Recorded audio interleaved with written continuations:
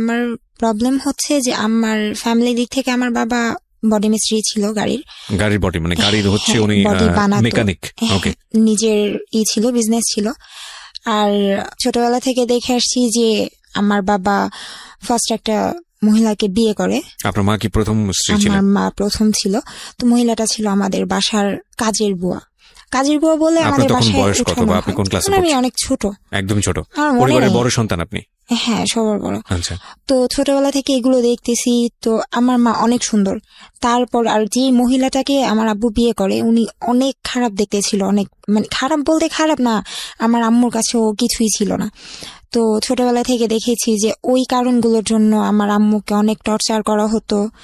তো আমাদেরকে মানে বলতো যে মার সাথে থাকবা নাকি আমার সাথে থাকবা, মার সাথে থাকলে চলে যাও, কিচ্ছু দিব না, এরকম। মানে ছোটবেলা থেকে আমরা 3 বোন ছিলাম, এক ভাই, 4 জন, তখন তো ভাই ছিল না। এরকম মানে মারামারি দেখতাম, এগুলো দেখলে খুব ভয় পেতাম, কান্নাকাটি করতাম। তো এগুলো দেখতে দেখতে ছোটবেলা থেকেই আর কি নিজের মধ্যে কেমন যেন হয়ে গেছি, মানে কারোর সাথে কথা বলতাম না, খুব বদমেজাজি হয়ে গেছি। মানে এগুলো দেখতে দেখতে আর ভালো লাগতো না। আচ্ছা। পড়াশোনাটাও ঠিক মতো করতে পারি না, এত ভালো একটা আমার আব্বু এত ভালো বিজনেস করার পরেও দেখা গেছে এসএসসিটা দিলাম, আমার আম্মু নিজের মানে গোল্ড রিং সেল করে তারপর আমাকে করে এক্সাম দেয়। তো তখন ফার্স্ট আমি নাচ শেখার পর দেখলাম যে ওইখানে অনেক মেয়েরাই নাচে প্রোগ্রাম করে। আবার চিন্তা করতাম যে প্রোগ্রাম করতে যাব, বাবার সম্মানটাও তো দেখতে হয়, মানুষ খারাপ বলবে। তো এই জন্য আর ওইরকম প্রোগ্রাম করতাম না। হাতের কাজ শিখলাম, ওইখান থেকেও ভালোই, ওইখান থেকে আমাকে সার্টিফিকেট দিয়ে দেয়, মানে কারচুপি কাজের। ওইখান থেকে আমি সার্টিফিকেট পাই। এটা কি এসএসসির পরে নাকি এসএসসির আগে? এসএসসির পরে। আগে না, কাজটা শিখি, হাতের কাজটা শিখি এসএসসির আগে, মানে সমসাময়িক সময় আর কি। হ্যাঁ, এগুলোর মধ্যেই। তারপর পার্লারের কাজ শিখি। মানে মোটামুটি বলা যায় যে আমার একটা জেদ ছিল যে আমার বাবা যাই করছে আমি এমন কিছু করব, পড়াশোনাটা তো আর সম্ভব হচ্ছে না, আমি এমন ভাবে মানে আমার কাছে পড়াশোনা ছাড়া এমন কিছু বাদ দিব না যেটা আমি পারি না। তো মোটামুটি আমি সবকিছুই পারি আর শিখেছিও। তারপর ওই নাচ যখন শিখতাম ওই সব কাজের পাশাপাশি নাচটা রাখছি। রাগ উঠলেই আমি অনেক ভাঙচুর করতাম, আর সেটা ঘরেই, আর নিজের উপরে অনেক দেখা গেছে লাইক হাত পা কাটতাম। ওই ছোটবেলা থেকে রাগটা বাড়ে আর কি। আচ্ছা। আর বাড়তে বাড়তে এতই বাড়ে যে মানে এক পর্যায়ে দেখা গেছে যে ঘুমের ওষুধটা বেশি খেতাম। আচ্ছা। ঘুমের ওষুধটা বেশি খেতাম। মাঝখানে এমন হয় যে ঘুমের মানে ফার্মেসি গুলোতে একটা নিয়ম করে দেয় যে প্রেসক্রিপশন ছাড়া ওষুধ দিবে না। তো তখন মানে পাগলের মতো করতাম যে ঘুমাতে না পারলে, আমি এখনো পর্যন্ত ঘুমাতে পারি না, তো হাত পা কাটাকাটি করতাম, বিশেষ করে পায়ের হাঁটুর দিকটা কাটতাম যেন কেউ না দেখে। তারপর আম্মু দেখলো যে আমার অবস্থা অনেকটা খারাপ হয়ে যাচ্ছে, প্লাস আমার আব্বু এই উল্টাপাল্টা করতেছে, আমি বড় হচ্ছি, এগুলো আসলে মানে একটা মেয়ের জন্য, একটা ফ্যামিলিতে একটা মেয়ের জন্য এই দিকগুলো অনেক খারাপ। যে ফ্যামিলিতে যদি কেউ শুনে যে বাবা এরকম করতেছে, সেখানে বিয়েতেও সমস্যা হয়, প্লাস মেয়েগুলো মানে অনেক মানে যেমন আমি বিগড়ে যাচ্ছিলাম। তখন আম্মু বলে যে ওরে একটা কিছু দিয়ে ব্যস্ত রাখতে হবে যেন ও এই দিকগুলোতে নজর না দেয়, বা এই দিকগুলোতে যেন মন না আসে। নিজের উপর নিজের রাগ লাগে, কেন এমন একটা ফ্যামিলিতে জন্ম হলাম। আর আমার যেটা আমি ভুল মানে সবচাইতে বড় অপরাধ হয়েছে, আমি আমার মার সাথে খুব খারাপ ব্যবহার করতাম। তো মা শুধু কান্নাকাটি করতো, কিছুই বলতো না, শুধু কান্না করতো, বলতো তোর বাবা এগুলা করে আর তুইও কথা শোনাস। আমি জানি না আমি কেমন দেখতে, বাট আমার ফুপির ফ্যামিলি, আমার মার ফ্যামিলি সবার ভাষ্য মতে সবচেয়ে সুন্দর আমি। না অফকোর্স হয়তো বা মানে তারা ঠিকই বলেছে, কারণ আমরা যে ছবিটা দিয়েছি ফেসবুকে প্রিয় শ্রোতা এবং ইউটিউবে আমরা যে ছবিটা আপলোড করেছি তাতে আপনারা দেখলে বুঝতে পারবেন যে এই মেয়েটার জীবনে আসলে এই ধরনের সিক্রেটস। মানুষের সৌন্দর্যটা আসলে মনে বাহ্যিক দিক থেকে না, তারপরেও লুক একটা অনেক বড় ফ্যাক্ট নিঃসন্দেহে। তো সেই জায়গা থেকে অফকোর্স শি ইজ বিউটিফুল। হ্যাঁ, তারপর অনেক বিয়ের প্রস্তাব আসতো, আমি রাজি হতাম না, কারণ তখন আমার মনে হয় না মানে বিয়ে জিনিসটাকে আমি অনেক হেট করতাম, যে এইগুলো দেখতেছি আমার সাথেও যদি এগুলো হয়, মানে আমার মনের মধ্যে একটাই ছিল যে আমি বিয়ে করব যদি আমাকে ছেড়ে চলে যায়, এই ভয়ের জন্য আমি সংসার জিনিসটা পছন্দ করতাম না, ভয় পেতেন। তারপর এই যে এগুলো দেখতাম বাবা মার মারামারি, মানে আমি এতটাই হয়ে গেছিলাম যে আমি উল্টাপাল্টা ভাবে যে আমার বাবা এগুলা করে, আমি রাগ করে আমি অনেক ছেলে ফ্রেন্ডদের সাথে ঘোরাঘুরি করতাম, আচ্ছা, টি শার্ট পরে ঘুরতাম। তারপর মানে উল্টাপাল্টা যেইভাবে বাবাকে ছোট করা যায়, মাকে ছোট করা যায়, ইচ্ছা করে এগুলো করতাম ওই রাগের বশেই। তো এইগুলোর জন্য অনেক এলাকা থেকে অনেক রেকর্ড আসতো, বলতো যে এগুলা কি করে মেয়ে, এরকম বাবা যদি এরকম চলে, মেয়ে এরকম চলাফেরা করে কেমন লাগে। তো বিয়ের প্রস্তাবগুলো আসলে আমি দেখতে আসতো, তারপর আমি বলতাম আচ্ছা আমি ছেলের সাথে কথা বলবো। ছেলের সাথে কথা বললে আমি উল্টাপাল্টা কথা শোনাই দিতাম, আমি না এটা করি, আমি সিগারেট খাই, আমি হাত কাটি, এটা সেটা করি, আমি কিন্তু আপনার বিয়ে করলে এগুলোই করবো। তখন আর ছেলে রাজি হতো না, না করে দিত। মানে ছোটবেলা থেকে একটা জিনিস ছিল যে আমি কখনোই টিচার দিয়ে পড়ি নাই। খো খেলার নাম শুনছেন? জি। ওই খেলাতেও আমি খেলছি। আর 2008 না যেন 9-তে পেপার আমার ছবি আসছিল, আমরা চ্যাম্পিয়ন হয়েছিলাম ওইখানে। ওইখান থেকে স্যার ওরা সবাই বলে যে আমি তুমি পড়াশোনা করো। তো তারপর এসএসসি দেওয়ার পর আমি ভাবলাম যে না থাক, আর পড়াশোনা করে লাভ নাই, কারণ দেখা গেছে যে মার উপর অনেক চাপ পড়ে যাচ্ছে। মা এইখান থেকে সেখান থেকে টাকার ব্যবস্থা করতেছে। তো তখন পড়াশোনা বাদ দিয়ে হাতের কাজগুলো করতেছি, আর এই যে ফ্রেন্ডদের নিয়ে ঘোরাঘুরি। তখন মিরপুর 11:30-তে একটা জব পাই আমি, সেটা হচ্ছে সিকিউরিটি অফিসের। Security job? না সিকিউরিটি বলতে উনি আমাকে, অফিসটা ছিল সিকিউরিটি অফিস, তো ওইখানে আমাকে বলছে যে তুমি রিসেপশনে বসবা, শুধু তুমি। আপনি লেখাপড়াটা কি তখন অফ করে দিয়েছেন? হ্যাঁ, অফ করে দিয়েছি। কেন অফ করেছেন? এইসব আচরণের কারণে? এইসব আর দেখা গেছে পড়াশোনা চালাতে পারতেছি না, হচ্ছে না। কারণ একটা মেয়ের মানে টিচার ছাড়া অনেক কিছু লাগে, বই খাতা, তারপর সবকিছু, এই জন্যই আর পড়ি নাই। তো ওই অফিসে স্যার যেদিন আমাকে বলে তুমি চাকরি করার জন্য আসছো, আমি বলছি জি স্যার। তুমি এতটুকু একটা মেয়ে, তুমি চাকরি করবা? যে স্যার এতটুকু মেয়ে আছে, আপনি আমাকে দেখেন, যদি ভালো লাগে রাখবেন, না ভালো লাগলে নাই। তো উনি আমাকে বললো ঠিক আছে তুমি 1 সপ্তাহ ট্রায়ালে থাকো। তো থাকার পর স্যার আমাকে এত বেশি পছন্দ করে ফেলো, বলতেছে যে ঠিক আছে মমো তুমি এখন থেকে এখানেই থাকবা। তো ওইখানে জব করি। সায়দাবাদ থেকে মিরপুর 11:30 অনেকটা রাস্তা।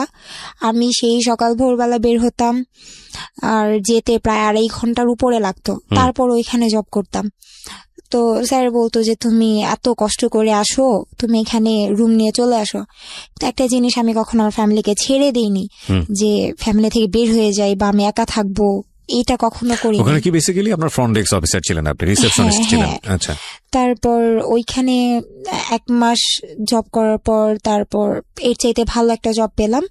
মানে দেখা গেছে যে এটা অনেক দূর হয়ে যায়, সেক্ষেত্রে আমার স্যালারি ছিল ওই সময়, আমার স্যালারি বলেছিল 8,000 টাকা, উনি দিয়েওছে 8,000 টাকা। তারপর মানে বসুন্ধরাতে আসলাম, বসুন্ধরা সিটিতে আমার এক দাদা আমাকে জব নিয়ে দেয়। ওইখানে ফার্স্ট ছিল 5,000, তারপর এরকম বাড়তে বাড়তে 8,000-এর মতো হয়। তো এরকম অনেক অনেক জায়গায় অনেক ভালো ভালো জব আসছে, ওইগুলাও করেছি। তারপর আম্মু মানে উল্টাপাল্টা তো চলতেছি, দিন দিন আমার রাগ শুধু বাড়ে। পরে আম্মু বলতেছে ওরে দেশেই রাখা যাবে না, আচ্ছা, ও মানে ওর এই ফ্যামিলিতেই রাখা যাবে না, ওইখানে থাকলে পাগল হয়ে যাবে। আম্মু আমাকে কান্নাকাটি করে অনেক অজুহাত দেখায়, দেখ তুই তো পড়াশোনা ছেড়ে দিছস, তোর বোনদের তোর ভাইদের পড়াশোনাটা হোক, তুই চলে যা, ওইখানে তুই ভালো থাকবি। আর তুই তো ওয়েস্টার্ন ড্রেস পরে চলাফেরা করা খুব পছন্দ করস, ওইখানে তোর মন মতো সবকিছু হবে। তখন আমি ট্রেনিং করলাম। তো তখন আম্মু বলতেছে, আমি বললাম আম্মু আমি কি কাজে যাচ্ছি? বলতে তুই ফ্রি ভিসায় যাচ্ছিস, তুই যে কোনো একটা কাজ করে নিতে পারবি। তারপর দেশের বাইরে যেদিন যাব, আব্বু কিছুই জানতো না। এমনিতে আব্বু আমাদের খুব আদর করতো, আমাদের বলতে আমাকে বেশি করতো, কিন্তু আমার ভাল লাগতো না যে এই আদরের দাম কি, তুমি যদি উল্টা পাল্টাই করো এই আদরের দাম কি, তুমি ওখানে আমাদের আদরটা তুমি অন্য ছেলে মেয়েদের দিতেছো। তো এগুলো চিন্তা ভাবনা করতাম। তারপর যেদিন আমি চলে যাব তার আগের দিন আমি ব্যাগ ট্যাগ গোছানো শেষ, আব্বুকে বলতেছি, আব্বু বলতেছি কি বলো, আমার সাথে একটু যাবা? কই যাব? বলছি, তারপর আমি আমার আব্বুর হাতটা ধরে কান্না করে দিছি, বলছি যে আব্বু আমি চলে যাব।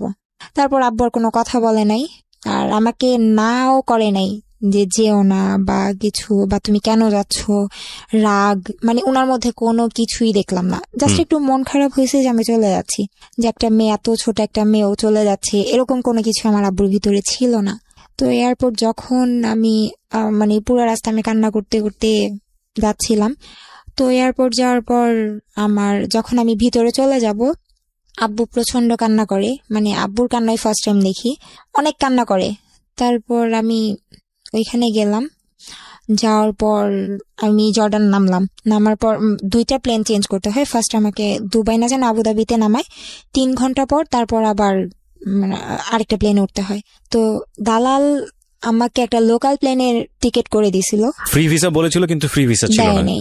আচ্ছা, প্লাস আমি এই যে যখন আমি যাচ্ছি প্লেনে ওঠার পর অনেক লং একটা জার্নি, আমি অবাক হই ওই জায়গায় যে আমাকে প্লেনে কোনো খাবারই দেওয়া হয় না। এখন পরে শুনতে পারি, মানে আমি একজনকে জিজ্ঞেস করলাম যে আচ্ছা খাবার কেন দিল না, বলতেছে আসলে তোমার টিকিটটা লোকাল প্লেনের টিকিট কাটা হয়েছে, এখানে কোনো খাবার দিবে না, খাবারের জন্য আলাদা টাকা দিতে হয়।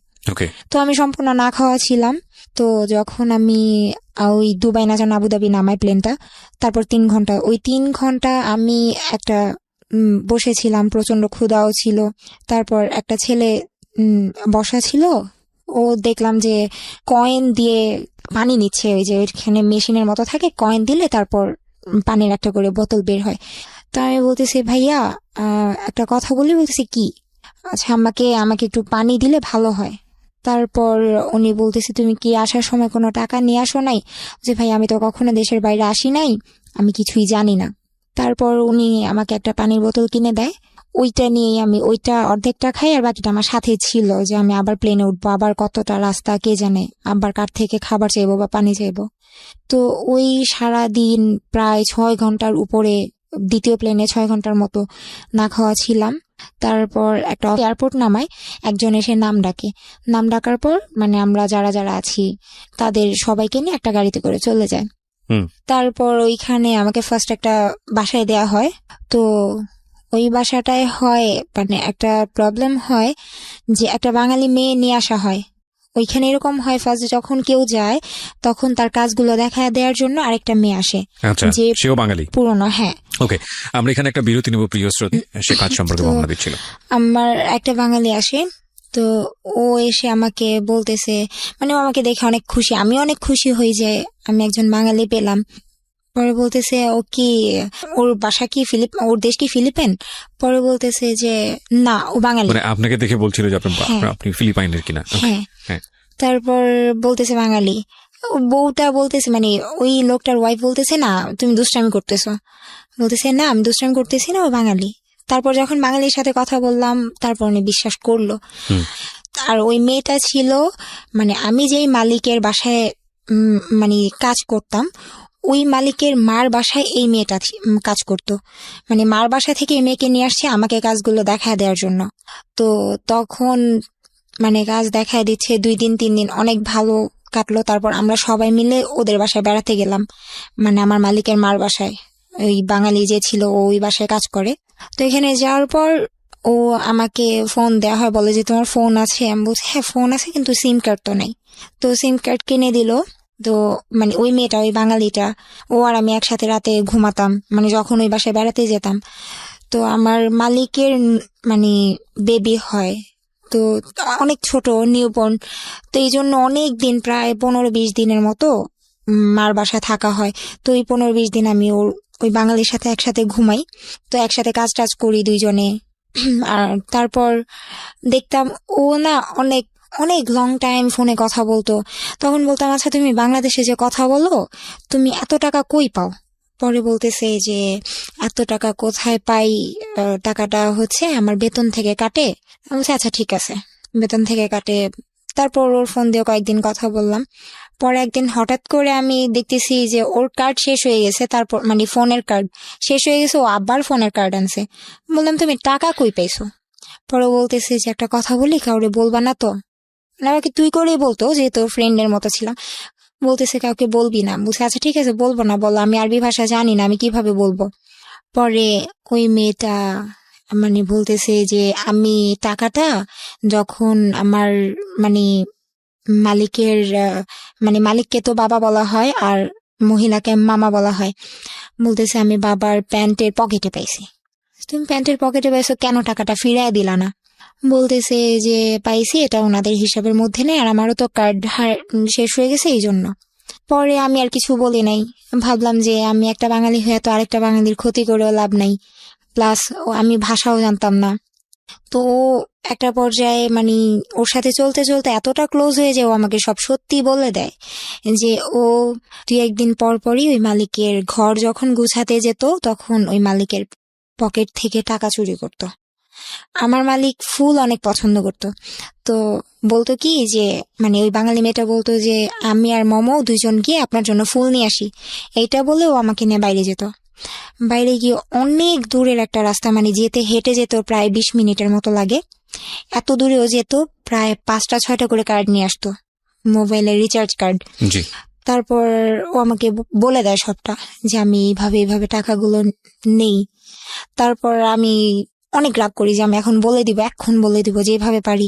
ওনার আমার ভাষা না বুঝুক, আমার ইশারা তো বুঝবে, আমি বলে দিব সব। তারপর মেয়েটা আমার প্রায় এক পর্যায়ে পা ধরে কান্না করে। তারপর আমি ওরে অনেক মারি, মানে আমি নিজেই ওরে মারছি। মানে অনেক রাগ লাগে আমার যে এরকম, ওর জন্য তো আমাকেও তো ভুল বুঝতে পারে যে আমি যে সত্যি কথাগুলো বলতেছি না, এই জন্য হয়তো আমারও বিপদে পড়তে হতে পারে। তো ওরে আমি মারার পর ও বলতেছে তুই আমার মারছস, আমার কষ্ট নাই, তুই শুধু বলিস না। তারপর আমার অনেক মায়া হয়, আমি আর কিছু বলি নাই। 2 দিন পরে আমরা আমাদের বাসায় চলে আসি, ওর বাসায় চলে আসার পর আমার মালিককে আমি বলতেছি যে আমার যে কার্ড দেওয়ার কথা, আমার ফোনে তো টাকা নেই, আমার ফোনের কার্ড দেন। উনি বলতেছে যে তোমার কার্ড কেন দিব, তুমি তো কার্ড নিছই।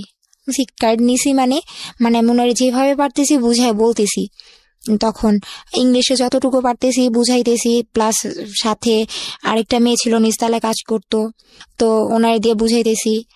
এখন বলতেছে যে শারমিন তো বলতেছে, মানে ওই মেয়েটার নাম শারমিন বলতেছে যে তুমি ওর কার্ড নিয়ে নিছো, প্লাস তোমার এত বড় সাহস, তুমি আমার বাবার পকেট থেকে টাকা চুরি করছো। আমি জাস্ট মানে আকাশটা আমার মাথার উপর ভেঙে পড়ছে যে আমি কি করলাম। মানে ওই মেয়েটা বুঝাইছে যে আমি ওই লোকের পকেট থেকে টাকা চুরি করছি, অথচ আমি ভাষাও জানতাম না, এই জন্য বুঝায় বলতে পারতেছিলাম না। এটা বলার পর আমি প্রচন্ড কান্নাকাটি করি, বলি যে আমি এটা করি নাই। পরে উনি বলতেছে যে ওনাদের পাশে একটা ফ্ল্যাটের কাজ চলতেছিল, উনি বলতেছে যে ওরে নিয়ে এই ফ্ল্যাটের মধ্যে বন্ধ করে রাখো, আগামীকালকে পুলিশ আসবে, তারপর যা হওয়ার হবে। বেসিক্যালি আপনার কাজটা কি ছিল এখানে? বাসার কাজ। তো মানে আমি তো প্রথম মানে ওইখানে নতুন, যেহেতু মাত্র 15 দিন হয়েছে আমি আসছি, এর মধ্যে এত কাহিনী হয়ে গেছে। তো ওনার আমি বুঝাইতেই পারতেছি না যে আসলে এই কাজটা আমি করি নাই। আমি ওনাকে বোঝানোর ট্রাই করতেছিলাম যে আসলে আপনাদের এখানে দোকান কই, আমি তো চিনিই না। ও আমাকে নিয়ে গেছে দোকানে, আর ওই দোকানদারের কাছে আপনি একবার চলেন, আপনি জিজ্ঞেস করেন কার্ড কে নিত, আমি না ও। আসলে কথাগুলো তো বুঝায় বলতেই পারি নাই। বুঝায় বলতে পারলে হয়তো বা উনি দোকানদারকে জিজ্ঞেস করলে দোকানদার সত্যিই বলতো। তো আমি ওনারে কিচ্ছু বলতে পারতেছি না, উনি জাস্ট আমাকে হাত ধরে টেনে পাশের ফ্ল্যাটে নিয়ে তালা মেরে দেয়। তারপর আমি অনেক কান্নাকাটি করি। ওই খালি রুমটার মধ্যে, এত বড় একটা ফ্ল্যাটের মধ্যে, মানে শুধু মার কথা মনে পড়তেছিল যে মার সাথে এত খারাপ ব্যবহার করছি। তো শুয়ে শুয়ে শুধু কান্না করতেছিলাম। তো কখন সকাল হবে, সকালে কি হবে এটার জানার জন্য। তো অনেক রাত হয়ে যাওয়ার পর দেখে যে আমি অনেক কান্নাকাটি করতেছি, ওনারা এনে আমাকে ওই ফ্ল্যাট থেকে এনে ওনাদের পাশে একটা রুমের মধ্যে আবার তালা মেরে দেয়। জি। তালা মারার পর সকাল 10টা বাজে, আমি কান্না করতে করতে কখন ঘুমায় গেছে আমি বলতে পারি না। পরদিন সকাল 10টা বাজে আমার ঘরের তালাটা খুলে, আমি টের পাইনি, আমি ঘুমাইছিলাম। তো হঠাৎ করে মানে আমি ফিল করি যে আমার বুকের উপরে কেউ পাড়া দিয়ে দাঁড়ায় আছে। সেটা হচ্ছে ওই যেই মেয়ের বাসায় আমি গেলাম, মানে আমার মালিকের বাবা, ওই মেয়েটার মালিক এসে আমার বুকের উপরে পাড়া দিয়ে দাঁড়াইছে। তারপর আমি সহ্য করতে পারতেছিলাম না, উনি আমাকে ধরে উঠানোর পর উনি আর ওনার ওয়াইফ মিলে, মানে আমার মালিক কিছু বলে নাই, আমার মালিক শুধু গালাগালি করতেছিল। আর ওই মেয়ে, আমি তাকায় তাকায় দেখতেছিলাম, ওই মেয়েটা খুব ভালো পোশাক পরে হাসতে হাসতে আসতেছে। ওর ভাষা মানে ওরে আমি বাংলায় বলতেছি যে প্লিজ তুই এই কাজটা করিস না, তুই সত্যিটা বলে দে আমি এটা করি নাই। ও বারবার বুঝাইতেছিল যে আমি টাকা চুরি করছি। ওই সময়ে মানে বলা যায় এমন ভাবে ওরা মারে, মানে আমার লাইফে মনে হয় কোনোদিন আমি এত মার খাইনি। আপনার গায়ে হাত তোলে? 2জন, হাজবেন্ড ওয়াইফ 2জন একসাথে। তারপর আমার বুকের মধ্যে লাথি দিছিল। তো আমি অনেকদিন সিক ছিলাম, আমার হার্টের প্রবলেম হয়ে গেছিল। আমি ওনারে বলতেছি, আমার মালিককে বুঝায় বলতেছি, দেখেন ম্যাডাম আমি এটা করি নাই, তারপর উনি আমার কথা কিছুই বুঝতেছে না, কারণ আমি তো বাংলায় বলতেছি, আর ওই মেয়েটা শুধু হাসতেছে। তো তারপর আমাকে নিয়ে বলতেছে, হয়তো ওনাদের মনে মায়া হয়েছিল, কে জানে, ওনারা আমাকে পুলিশের কাছে না দিয়ে যে অফিস থেকে নিয়ে আসছিল ওই অফিসে দিয়ে আসে, বলতেছে যে ও চুরি করছে, ওরে রাখা যাবে না। তারপর আমি অফিসে এসে খুব কান্নাকাটি করি। তারপর বাংলাদেশে ফোন দেওয়া হয় ভিডিও কলে। বাংলাদেশে যেই দালাল আমাকে পাঠাইছে ওই দালালের কাছে ফোন দেওয়া হয়, কিন্তু দালাল আমার সাথে কথা বলে না, আমার আম্মুকে ডাক দিয়ে আনে। তারপর আমি খুব কান্নাকাটি করে বললাম যে মা, এরকম এরকম কাহিনী, আমি চুরি করি নাই, তুমি তো জানোই আমি কেমন, হয়তো একটু বদমেজাজি, কিন্তু এরকম আমি কোনোদিন, আমার দ্বারা সম্ভব না। তারপর বলতেছি ঠিক আছে মা, দেখি কি করা যায়। তারপর থেকে আর আমার আম্মু আব্বু কারোর সাথে কথা হয় না। হুম। তারপর একটানা 10 দিন ওই অফিসে, একটা অফিসের মধ্যে 3টা পুরুষ থাকে, 3টা পুরুষের মাঝখানে এইভাবে বসে থাকা, সারা দিন না খেয়ে বসে থাকা। রাতে এই 10 দিন আমাকে সারাদিন অফিসে রাখতো, আর রাত হলে মানে যে কোনো একটা বাসায় নিয়ে যেত। ওই বাসায় আমাকে বলতো যে রাতটা এখানে থাকো, সকালে আমি আবার নিয়ে যাব। তো এক এক বাসায় দিয়ে আসতো। আমার মনে আছে যে আমি এমনও বাসায় আমাকে দিয়ে আসছে যে বাসায় ওয়াশরুমের পাশে বিছানা করে শুতে দিছে। আর প্রচন্ড ঠান্ডা ছিল, মানে শীতের দিন ছিল, আর ওই দিকে তো এমনিতে অনেক ঠান্ডা, মানে ওই অবস্থাতে সহ্য করতে পারতাম না। একটানা 10 দিন এরকম, মানে কোনো রকম খাবার তো খেতে পারতাম না, ঘুমাতে পারতাম না, অনেক ঠান্ডা ছিল। কারণ ওদের হিটার ছিল রুমের মধ্যে, আমাকে শুতে দিত ঘরের বাইরে ওয়াশরুমের পাশে, হুম। ওইখানে কোনো হিটার ছিল না। ওইভাবে 10 দিন থাকার পর ওরা আমাকে বাংলাদেশে পাঠিয়ে দেয়। তারপর আবার এখান থেকে বাংলাদেশে পাঠানোর পর আবার তার বলতেছে তুমি আসছো 15 দিনের জন্য, আসছো 15 দিন পর তুমি আবার চলে যাবা। তো আবার আমাকে পাঠিয়ে দেওয়া হয়। তারপর আমি এই যে একেবারে যে বাসায় 3 বছর ছিলাম ওই বাসায় থাকি। তো ওই বাসার মালিক এমনিতেই খুব ভালো, মানে মহিলাটা অনেক ভালো ছিল, ওনার কাছে আমি সবকিছু বলি। ও তার তার চাইতে বড় কথা, একদিন হয় কি, যে বাসা আমাকে মারধর করা হয়, ওই যে বাসার থেকে আমাকে দেশে পাঠানো হয়েছে, ওই বাসা একটা ছেলে ছিল। তো ওই ছেলেটা একদিন আমার হাত ধরে আমাকে বলতেছিল যে I like you, come with me, ওর সাথে ওর রুমে ওকে, যেতে বলতেছিল। ওকে। তো আমি ওই বাঙালি মেয়েটার দিকে তাকাচ্ছিলাম, আমি বলছি ও কি বলতেছে এগুলো, ওর সাথে আমি কিভাবে কি, মানে এটা কোনোদিনও সম্ভব না। ছেলেটা আমার হাত ধরে প্রচন্ড রকমের টানাটানি করতেছিল। তারপর আমি ওর মার কাছে বিচার দিই এটা যে ও এরকম এরকম করে, হয়তো বা ওই রাগের বশেই আমার সাথে এরকম ব্যবহারটা করে, জানি না। তো তারপর যখন আমি নতুন বাসায় আসি, মানে বাংলাদেশ থেকে আবার যখন নতুন বাসায় আসি, তখন ওই মালিক বলে যে তুমি ওই বাসায় কেন থাকতে পারলা না, তোমাকে কেন রাখলো না। তারপর আমি সবকিছু বলি, সাথে এই ছেলের কাহিনীটাও বলি যে এই ছেলেটা আমার সাথে এরকম এরকম করে। পরে উনি বলতেছে যে আচ্ছা ঠিক আছে, আমার বাসায় কোনো ছেলে নেই, শুধু আমার হাজবেন্ড আর আমার 2টা ছেলে হচ্ছে ছোট ছোট, আর একটা মেয়ে। তো ওইখানেও সেম আরেকটা বাঙালি আসে, মানে তার মার বাসায় যে কাজ করে ওই বাঙালি আসে আমাকে কাজ বুঝায় দেওয়ার জন্য। তো ওই বাঙালিটা অনেক বয়স্ক মুরব্বী ছিল, উনি আমাকে কাজ টাজ দেখায় দেয়। তো ওই সময় আমাকে ফোন দেওয়া হয়, বলে যে তুমি ওয়াইফাই কাকে বলে, তখন আমি বুঝতাম না। তো এখানে আসার যখন বুঝি যে ওয়াইফাই কি, তখন আমি একদিন ওনাকে বলি যে ম্যাডাম আপনার, তখন তো মোটামুটি আরবি ভাষা জানি, জি। তখন বলতেছি ম্যাডাম আপনার ওয়াইফাই পাসওয়ার্ডটা আমাকে দেন। ওকে। উনি দিবে না, উনি বলতেছে যে এত টাকা খরচ হয়, এটা হয় সেটা হয়, দেয়া যাবে না, তুমি সারাদিন মোবাইল নিয়ে পড়ে থাকবা। মানে ওই বাসার মহিলা ছিল পুলিশ, আর মহিলার হাজবেন্ড ছিল লয়ার। তো দুইজনেই বাইরে থাকতো, ছেলে মেয়েগুলো আমার কাছে থাকতো। ওয়াইফাই যেদিন নেয় লাইনটা, সেদিন আমি দেখি একটা কাগজের মধ্যে উনি আরবিতে পাসওয়ার্ডটা লিখতেছে। আচ্ছা। আরবিতে লিখতেছে, আরবি বলতে পারি, বাট আরবিতে ওরা নাম্বার যে কি লিখতেছে সেটা তো বুঝতেছি না। তারপর ওই নাম্বারটা আমি নিয়ে, মানে আমি লিখলাম, সেম ওইভাবে লিখে বাইরে গেলাম। মানে ওই বাচ্চা মেয়ে যাকে আমি রাখতাম, ওই বাচ্চা মেয়েটা বলতেছে যে আমি চকলেট খাবো, বাইরে যাব। তারপর ওই চকলেটের উসিলা করে বাইরে গেলাম। যাওয়ার পর আমি সাইডে একটা লোককে জিজ্ঞেস করলাম যে ভাইয়া এটা আমাকে একটু ইংলিশে বলেন, ওকে। নাম্বারগুলো একটু বলেন। তারপর পাসওয়ার্ডটা উনি বললো, আমি লিখে নিলাম। তারপর আমি বাসায় যাওয়ার পর কানেক্ট করলাম ফোনে। আমি তো অনেক খুশি যে এখন থেকে সবসময় কথা বলতে পারবো। হুম। তো এরকম করে হঠাৎ করে একদিন আমার মালিক বুঝে যায় যে আমি ওয়াইফাই চালাচ্ছি। আচ্ছা, হঠাৎ করে আমার ফোনটা নিয়ে ভেঙে ফেলে, একেবারে গুঁড়ো গুঁড়ো করে ফেলে, চালাতে দিবে না উনি। এই ওয়াইফাইটা আপনি কেন চালাতেন?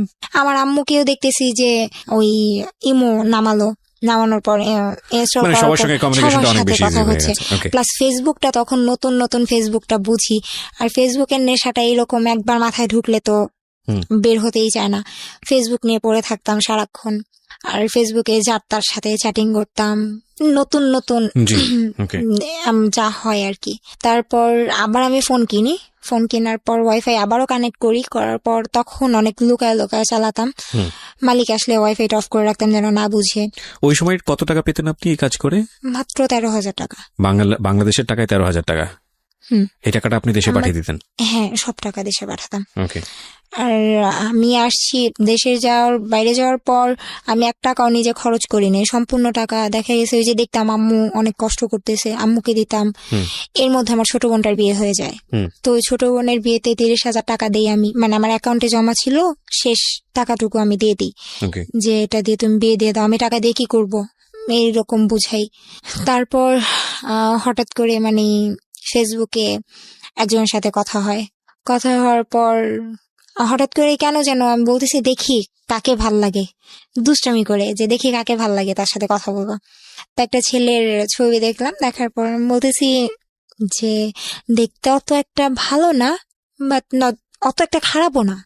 তারপর আমি ওকে অ্যাড পাঠাই, ও অ্যাড একসেপ্ট করে না। একসেপ্ট না করার পর তারপর হঠাৎ করে একদিন আমি ফোন নাম্বারটা চাইলাম যে আপনি এত করেন, দেমাগ কেন দেখান। বলতেছে দেমাগের কি দেখলেন? আমি বলতেছি আপনি কি ভাবেন আপনি দেখতে অনেক সুন্দর, আপনি দেখতে অনেক পচা। পরে বলতেছে তাহলে কেন নক করছেন? আমি বলছি আমার ভালো লাগছে তাই, আমার একা একা এখানে থাকতে ভালো লাগে না। আচ্ছা, হ্যাঁ, আমার সময় ওই কাটানোর ছেলেটাকে জন্য। আপনি নিজে থেকেই নক করেছেন? হ্যাঁ, আচ্ছা, আমি বললাম যে আমার সময় কাটানোর জন্য একজনকে দরকার, হুম, আমি তো আপনার সাথে প্রেম করবো না, আমি আপনার সাথে ফ্রেন্ডশিপ করার জন্য নক করছি। আচ্ছা, তারপর বলতেছে আচ্ছা ঠিক আছে। তো যখন বললাম আমি দেশের বাইরে, উনি বিশ্বাস করেনি। হুম, তারপর হঠাৎ করে একদিন আমি বলছি আচ্ছা ঠিক আছে লাইনে থাকো। লাইনে রেখে আমি আমার মালিকের সাথে আরবিতে কথা বললাম। তো ও আমার ভাষা শোনার পরে ও একেবারে মানে পাগল হয়ে যায়, বলতেছে যে তুমি এত সুন্দর করে আরবি বলতে পারো, তুমি যখন আরবিতে কথা বলতেছিলা আমি আসলে ভুলে গেছিলাম যে আসলে তুমি বাঙালি না, ওই দেশের আরাবিয়ান। আর সবচেয়ে বড় কথা, ওই দেশের কেউ বিশ্বাস করতো না যে আমি বাঙালি। আচ্ছা, সবাই বলতো যে হয়তো বা ফিলিপিনি, আর নয়তো অন্য কোনো জায়গার, হুম, বিশ্বাস করতো না। তারপর আমিও বলতাম হ্যাঁ আপনার যা ভাবেন তাই আমি।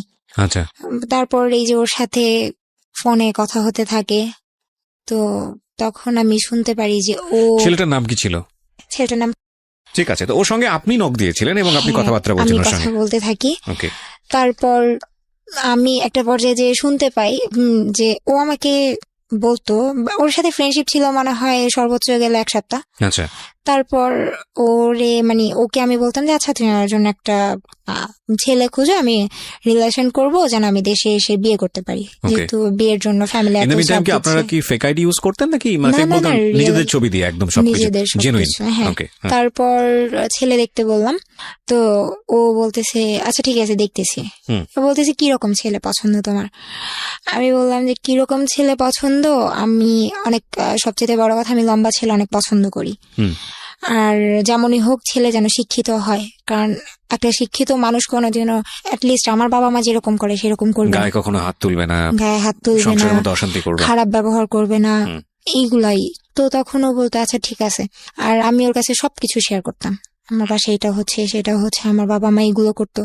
আসলে কি মন খারাপ থাকতো, কথাগুলো শেয়ার করার জন্য একজনকে দরকার ছিল। হুম, তারপর হঠাৎ করে ও অনেক ছেলেকে দেখায়, আমি আসলে বুঝাতে যাচ্ছিলাম আমার কাউকেই ভালো লাগে না, আসলে আমি তোমাকে পছন্দ করি, আচ্ছা, এটা আপনি বুঝতে চাচ্ছিলেন? বুঝাতে যাচ্ছিলাম। ওকে, ও বুঝতো কিন্তু আমাকে বুঝতে দিত না যে ও বুঝতেছে।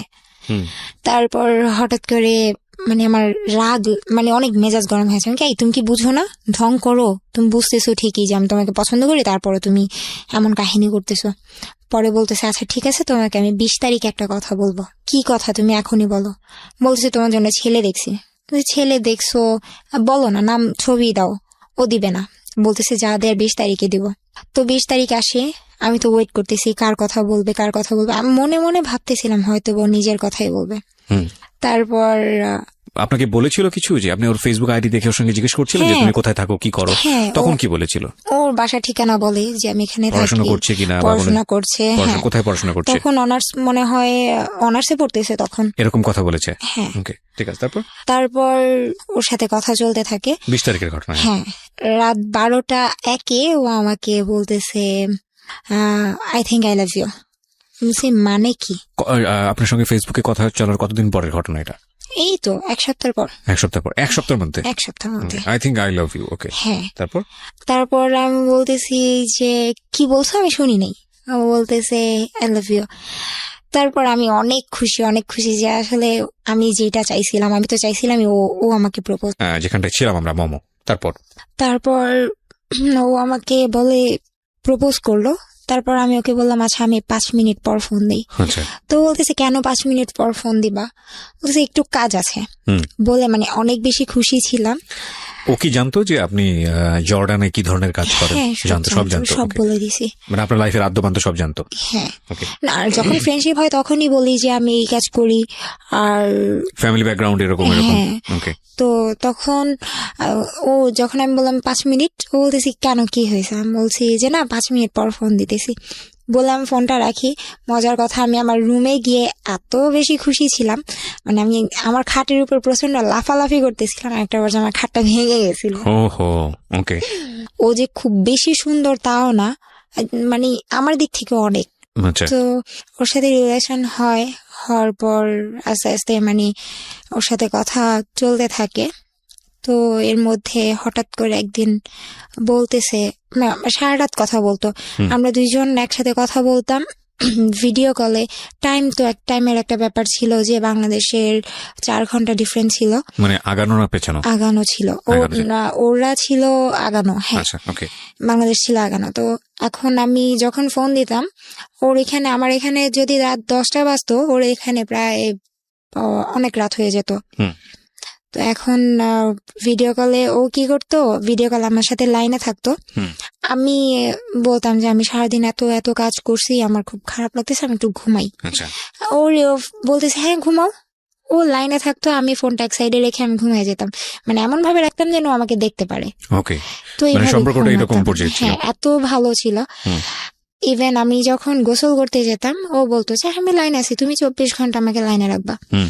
তো তখনও আমি বেসিনের উপর ফোনটা রেখে আমি আমার মতো গোসল টোসল শেষ করে ঘরে আসতাম। মানেটা কি, মানে এরকম একটা সেন্সিটিভ মুহূর্ত ওকে আপনি সাথে রাখতেন? হ্যাঁ, মানে 24 আওয়ার্স আমার সাথে থাকতো।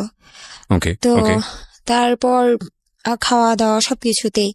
তো হঠাৎ করে একদিন দুপুর দিকে কথা বলতেছি, তো ও আমাকে মানে অন্যরকম একটা কথা বলে যে আহ, যেটা ভিডিও কলে, হ্যাঁ ও আমার সাথে লাইনে থাকতো সব সময়, বাট যেটা হতো যে ফোন সেক্স বলতে যেই ব্যাপারটা হয় সেটা ফার্স্ট ও আমাকে বলে যেদিন, সেই দিন ওর সাথে আমি ফোনে কথা বলতেছি আর আমার হাত পা কাঁপতেছিল। আমি বলছি যখন আমি তোমার সাথে ভিডিও কলে কথা বলি তখন তো আমি তোমার দিকে তাকাই না, আমি আমার মতো কাজ করতে থাকি, এই জন্য অত একটি লাগে না। তো কথা বলতে বলতে হঠাৎ করে মানে আমার হাতে একটা ব্যাগ ছিল, ব্যাগের মধ্যে মানে ওই বাচ্চারা খেলে না, ওরা মনে হয় গ্লাস ভেঙে রেখে দিছিল। তো ওইটার সাথে ওর সাথে ফোনে কথা বলতে বলতে আমি এতই হয়ে গেছি, ওইটার সাথে লেগে আমার ডান পায়ের এই যে হাঁটুর নিচে এই জায়গাটায় এতটা কাটে, মানে আমি টেরও পাই না, মানে টেরও পাননি? কেটে গেছে আচ্ছা, অলরেডি, ওকে। মানে একদম রক্ত দিয়ে ভেসে যাচ্ছে, আমি বলতে পারি না, জি। বাসায় কেউ ছিল না। তো হঠাৎ করেই আমার এমন একটা অবস্থা, ওর আমি বলতেছি আচ্ছা আমি একটু, আমার কেমন যেন লাগতেছে, বলতেছি কি হয়েছে? আচ্ছা পাটা এত গরম লাগতেছে কেন? তখনও ওর সাথে আমি লাইনে কথা বলতেছি, বলছে কেন তুমি কি করতেছো? না কিছু করি না, আমি পায়ে না একটু আগে ব্যথা পেয়েছি। বলছে কিভাবে ব্যথা পেয়েছো? হুম। বলতেছে দেখো কি হয়েছে। তো যখন আমি পায়ের দিকে তাকাই, ফার্স্ট আমার ফ্লোরের দিকে চোখ যায়, যে আমি ফ্লোরটা পুরো একদম ব্লাড দিয়ে যাত অবস্থা। হুম।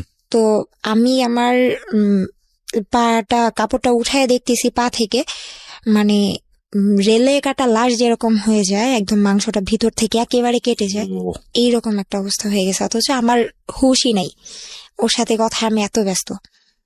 তো ওইটা দেখার পর আমি অনেক জোরে চিৎকার করি। বাসায় কেউ ছিল না, বাচ্চাগুলো স্কুলে ছিল। তো ও তখন চিৎকার শুনে ভিডিও কল দেয়।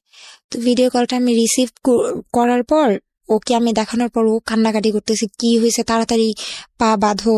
তো সাথে আমার একটা কাপড় ছিল, হেজাব ছিল, হেজাবটা খুলে আমি পাটা বাঁধি। তারপর এক পর্যায়ে ওইটা দেখার পর আমি সেন্সলেস হয়ে যাব এমন অবস্থা। ও শুধু আমার ফোনটা তো আমার হাতেই ছিল, ও ও আমাকে বলতেছে যে গেটটা খুলো, চিৎকার করে আমাকে ডাকতেছে, মামা গেটটা খুলো, গেটটা খুলো। তুমি যদি এখন গেটটা না খোলার, যদি তুমি এইভাবে এই বন্ধ ফ্ল্যাটের মধ্যে যদি তুমি সেন্সলেস হয়ে যাও, হয়তো বা ব্লিডিং হতে হতে তুমি মারাও যেতে পারো। রাইট। তো আমি বারবার আমার পায়ের দিকে তাকাচ্ছি আর চিৎকার করতেছি। তারপর কোনো রকমের মানে পড়ে গেছি আমি মাটিতে। ও আমাকে ডাকতেছে, বলতেছে যে তুমি যদি এখন না উঠে গেটটা যদি না খুলো, তোমার সাথে আমার কোনো সম্পর্ক রাখবো না। এইটা শোনার পর আমি কিভাবে যে উঠছি আমি নিজেও জানি না, আমি গেটটা খুলছি। খোলার পর 4 তলায় আমার ফ্ল্যাটটা ছিল, আমি নিচে গেছি। নিচে যাওয়ার পর তারপর আমাকে ওই একজন দেখার পর আমাকে হসপিটালে নিয়ে যায়। তখন ও ফোনটা রাখে যে আমি হসপিটালে যাচ্ছি। ওই পর্যন্ত যতক্ষণ ওর সাথে কথা বলতেছিলাম ভালো ছিলাম। যখন হসপিটালে যাওয়ার পর আমার পায়ের কাপড়টা খুলে, তারপর আমি দেখার পর একেবারে সেন্সলেস হয়ে যাই। ওকে। তো তখন ডাক্তার অনেক অবাক হয় যে তুমি এত বড় একটা অ্যাক্সিডেন্ট নিয়ে তুমি এখন এই মুহূর্তে এসে সেন্সলেস হইলা, তার আগে পর্যন্ত তুমি কিভাবে ঠিক ছিলা? বলছে আমি জানি না, না, এরকম শক্তি আছে, লাভের এরকম শক্তি আছে, এর চেয়ে বড় বড় শক্তি আছে, আমি সেটা আমার জানি জানা না। আছে। তারপর বাসায় আসি, আসার পর ওদের এখানে একটাই হচ্ছে যে যত বড় দুর্ঘটনাই ঘটুক ওরা চিকিৎসা করাবে, বাট তার 5 মিনিট পর থেকে কাজ করতে হবে। পাকাটা নিয়ে কাজ করতে হচ্ছে, হাঁটতে পারি না, সবকিছু করতেছি। তো ও তখনও পর্যন্ত ভিডিও কলে থাকতো সবসময় 24 ঘন্টা। তারপর দেখা গেছে এই যে জ্বর আসতো রাতে অনেক, এই কাটা পায়ের জন্য। তারপর ও লাইনে থাকতো, বলতো যে শান্ত হও, আমাকে সান্ত্বনা দিত, মানে অনেক 24 সাপোর্ট আওয়ার্স করতো। কোম্পানি যেটাকে বলে। হ্যাঁ, খেয়াল করবেন যারা শুনছেন, তারা খেয়াল করবেন, বিশেষ করে টিনেজার যারা, মানে এই ফেসবুক, ইউটিউব, ভাইবার, হোয়াটসঅ্যাপ, ইমো বা আরো সকল যে অ্যাপ্লিকেশন গুলো আছে যারা ব্যবহার করেন র্যান্ডামলি, এবং এগুলো কি যারা সম্পর্কের বিশ্বস্ততার জায়গা, এগুলো তো আসলে টুল মাত্র না, একটা টেকনোলজি, এগুলোর তো কোনো দোষ নাই, দোষটা হচ্ছে আমাদের। সো সিক্রেটস যেহেতু, তার মানে বুঝতেই পারছেন ঘটনা অন্যদিকে মন নেবে। অবশ্যই খেয়াল রাখবেন যে সম্পর্কের যে জায়গাটায় ওরা আছে সেটা হচ্ছে সবচাইতে পবিত্রতম ফিলিংস, এবং সবচাইতে পবিত্রতম ফিলিংস বলতে আমি যেটা বোঝাচ্ছি না, সৃষ্টিকর্তার প্রতি যে ফিলিংস আমাদের থাকে সেটা হচ্ছে সবচেয়ে পবিত্র ফিলিংস। তারপরে যদি আমরা বলি যে প্রেম, প্রীতি, ভালোবাসার সম্পর্কের জায়গাটা, এবং সেটাও যদি রিলিজিয়াস জায়গা থেকে বলি সেটার একটা ডিফারেন্ট শেপ আছে, কিন্তু আমরা যদি ইন জেনারেলি বলি তাহলে মানুষের মনের মধ্যে যেই মারাত্মক রকমের ফিলটা জন্ম হয় সেটা ভালোবাসলেই জন্ম হয়, এবং সেটা দ্বিপাক্ষিক ভাবেই যখন খুব অনেস্টির জায়গায় থাকে সেটা খুব চমৎকার একটা ফিলিংসের জায়গা। তো সেই জায়গাটায় আছে হচ্ছে গল্পটা, এবং খেয়াল রাখবেন এটা অনেকের জীবনেই ম্যাচ হবে। আজকের এই সিক্রেটসটা অনেকের সাথেই মিলে যাবে। বলুন তারপর। তারপর সবসময় থাকতো ফোনে। আস্তে আস্তে সুস্থ হই।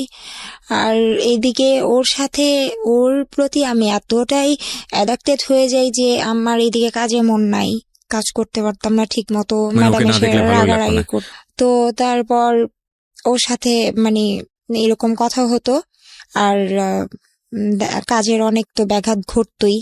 তারপর আস্তে আস্তে না বলতো, ওকে আমি দেখতাম যে রাতের পর রাত ও জেগে থাকতো, দিনের পর দিন জেগে থাকতো।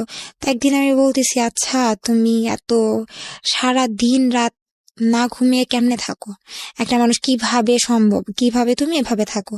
পরে বলতো যে না, আমি তোমার অনেক লাভ করি, তোমার সাথে থাকতে পারি না, এটা সেটা, এই জন্য। তো আমি অনেক খুশি যে এরকম একটা মানুষ আমি পাইছি যে নাকি আমাকে অলওয়েজ সাপোর্ট করে। তারপর হঠাৎ করে একদিন দুষ্টামি করে বলতেছে, আচ্ছা তুমি যদি কখনো শুনো যে আমি ইয়াবা খাই, তুমি কি করবা? তো তখন আমি খুব বেশি চিৎকার করে কান্নাকাটি করি, আর নিজে নিজে বলতে থাকি যে কি করলাম আমি এটা, যে আমার লাইফে একজনকে লাভ করলাম, সেও ওই ছেলেটাই এরকম। বলছিল যে আমি যদি ইয়াবা খাই হ্যাঁ, তখন কি হ্যাঁ। করবা। হ্যাঁ, মানে আমাকে বুঝাতে যদি। হুম। তো তখন আমি অনেক কান্নাকাটি করি। পরে বলছে, এই বোকা মেয়ে, শোনো, আমি না অনেক সুন্দর করে গুছায় মিথ্যা কথা বলতে পারি। তো আমি বলছি, গুছায় মিথ্যা কথা বলতে পারি মানে? বলছে, এই যে মাত্র মিথ্যা কথা বললাম, তুমি ধরতেও পারলা না, দুষ্টামি করলাম। তো এরকম মাঝে মাঝে অনেক কিছু দুষ্টামির মাধ্যমে আমাকে অনেক কিছু বলতো। তারপর ও বলতেছে, তারপর আমি বলতেছি আচ্ছা তুমি না ঘুমায় কিভাবে থাকো, তারপরে সত্যি কি তুমি ইয়াবা খাও? বলতেছে আরে বোকা না, আমি সব করি না। তারপর রিলেশন যখন আস্তে আস্তে ডিপ হতে থাকে, হুম। তো একটা পর্যায়ে ও আমার কাছে সবকিছু স্বীকার করে হুম। যে হ্যাঁ আমি এটা করি। তো তখন আমি বলছি দেখো আমি তোমাকে এতটাই লাভ করে ফেলছি, এখন তুমি যদি এর চাইতেও বড় কিছু করো আমি তোমাকে ছাড়তে পারবো না, বাট তুমি এটা ছেড়ে দাও। পরে ও মানে আমার সাথে রিলেশনের পর ও বলতেছে আমি এখন অনেক হ্যাপি, আমি আগে অনেক একা ছিলাম, তুমি আসার পর অনেক ভালো আছি। তো আমিও খুশি, ও খুশি, দুইজনে খুব ভালো চলতেছে। ওর ফ্রেন্ডদের সাথেও আমার কথা হতো, গ্রুপ চ্যাট হতো, সবাই একসাথে কথা বলতাম, ফোনে কথা বলতাম, তো দুষ্টামি করতাম। এখন ও আবার আমাকে ওর লাইফের কিছু স্টোরি বলতো, একটা মেয়েকে অনেক লাভ করতো, মেয়েটাকে ওর সাথে অনেক কিছু হয়েছে। তো এরকম অনেক মেয়ের কাহিনী আমি শুনছি ওর থেকে। শুনতে শুনতে শুনতে শুনতে কতগুলা মেয়ে যে হয়েছে হিসাব নাই, প্রত্যেকটার সাথে ফিজিক্যাল করছে। এগুলো বলেছে আপনাকে? হ্যাঁ। ওকে। তো আপনার খারাপ লাগতো না এগুলো শুনলে? কান্না করতাম, বুঝতে দিতাম না। তারপর আবার মনকে বুঝাতাম আসলে ও তো আমাকে সত্যিটা বলতেছে, এটাই বেশি। ও চাইলে আমাকে লুকায় রাখতে পারতো, হাইড করতে পারতো, আমি তো জানতেও পারতাম না, সমস্যা নাই। তো হঠাৎ করে একদিন এত রাগ লাগে, রাগটা ওর প্রতি না অন্যজনের প্রতি রাগ করে আমি কাচের একটা গ্লাস ভেঙে আমি আমার হাত কাটি, যে আমার হাতে এখনো দাগ আছে, হাত কাটি। তো এটা নিয়ে অনেক রাগ করে যে খারাপ মেয়েরা এগুলা করে, এটা সেটা করে। আচ্ছা ঠিক আছে আর করবো না। ও বলতেছে যে তুই অন্য কোনো কারণে কাটোস নাই, তুই অন্য কোনো ছেলের জন্য কাটছস, 24 ঘন্টা তুমি আমার সাথে আসো, আমি অন্য কোনো ছেলের জন্য কেন কাটবো? তো এটা গেল। আরেকদিন মানে আমি রান্না করতাম ওর সামনে, মানে ওই যা করার আর কি, ডেইলি লাইফ 24 ঘন্টা সে সাথে থাকতো, ও আমার সাথে থাকতো। তো হঠাৎ করে একদিন রাতের বেলা কি নিয়ে যেন ওর সাথে আমার ঝগড়া হয়েছে। এখন আমি বলছি দেখ আমি কিন্তু মারা যাব। বলছে তুই মারা যাবি। আর ও অনেক খারাপ ভাষায় গালি দিত আর মিথ্যা বলতো। আপনার কাছে মধুর লাগতো? হ্যাঁ মধুর লাগতো প্রথম এক্স্যাক্টলি এগুলো মধুর লাগে, আমি কিছুই বলতাম না। তারপরে আস্তে আস্তে যখন দেখি গালির পরিমাণ বাড়তেছে, আমিও তখন গালাগালি শুরু করে দিই। মানে ও যেমন ওর বাবা মা তুলে গালি দিচ্ছে, তখন আমি ওর বাবা মা তুলে গালি দেওয়া শুরু করি। এটা কি মানে আপনাদের তখনও দেখা হয়নি, সবকিছু ভার্চুয়ালি হচ্ছে? মানে ভিডিও কল টলগুলোর মধ্যে ভিডিও কলে সব হচ্ছে, ওর সামনে গোসল করতেছি, ফোন সেক্স হচ্ছে, সব হচ্ছে। তো কিন্তু ওর সাথে আমার এখনো দেখাই হয়নি।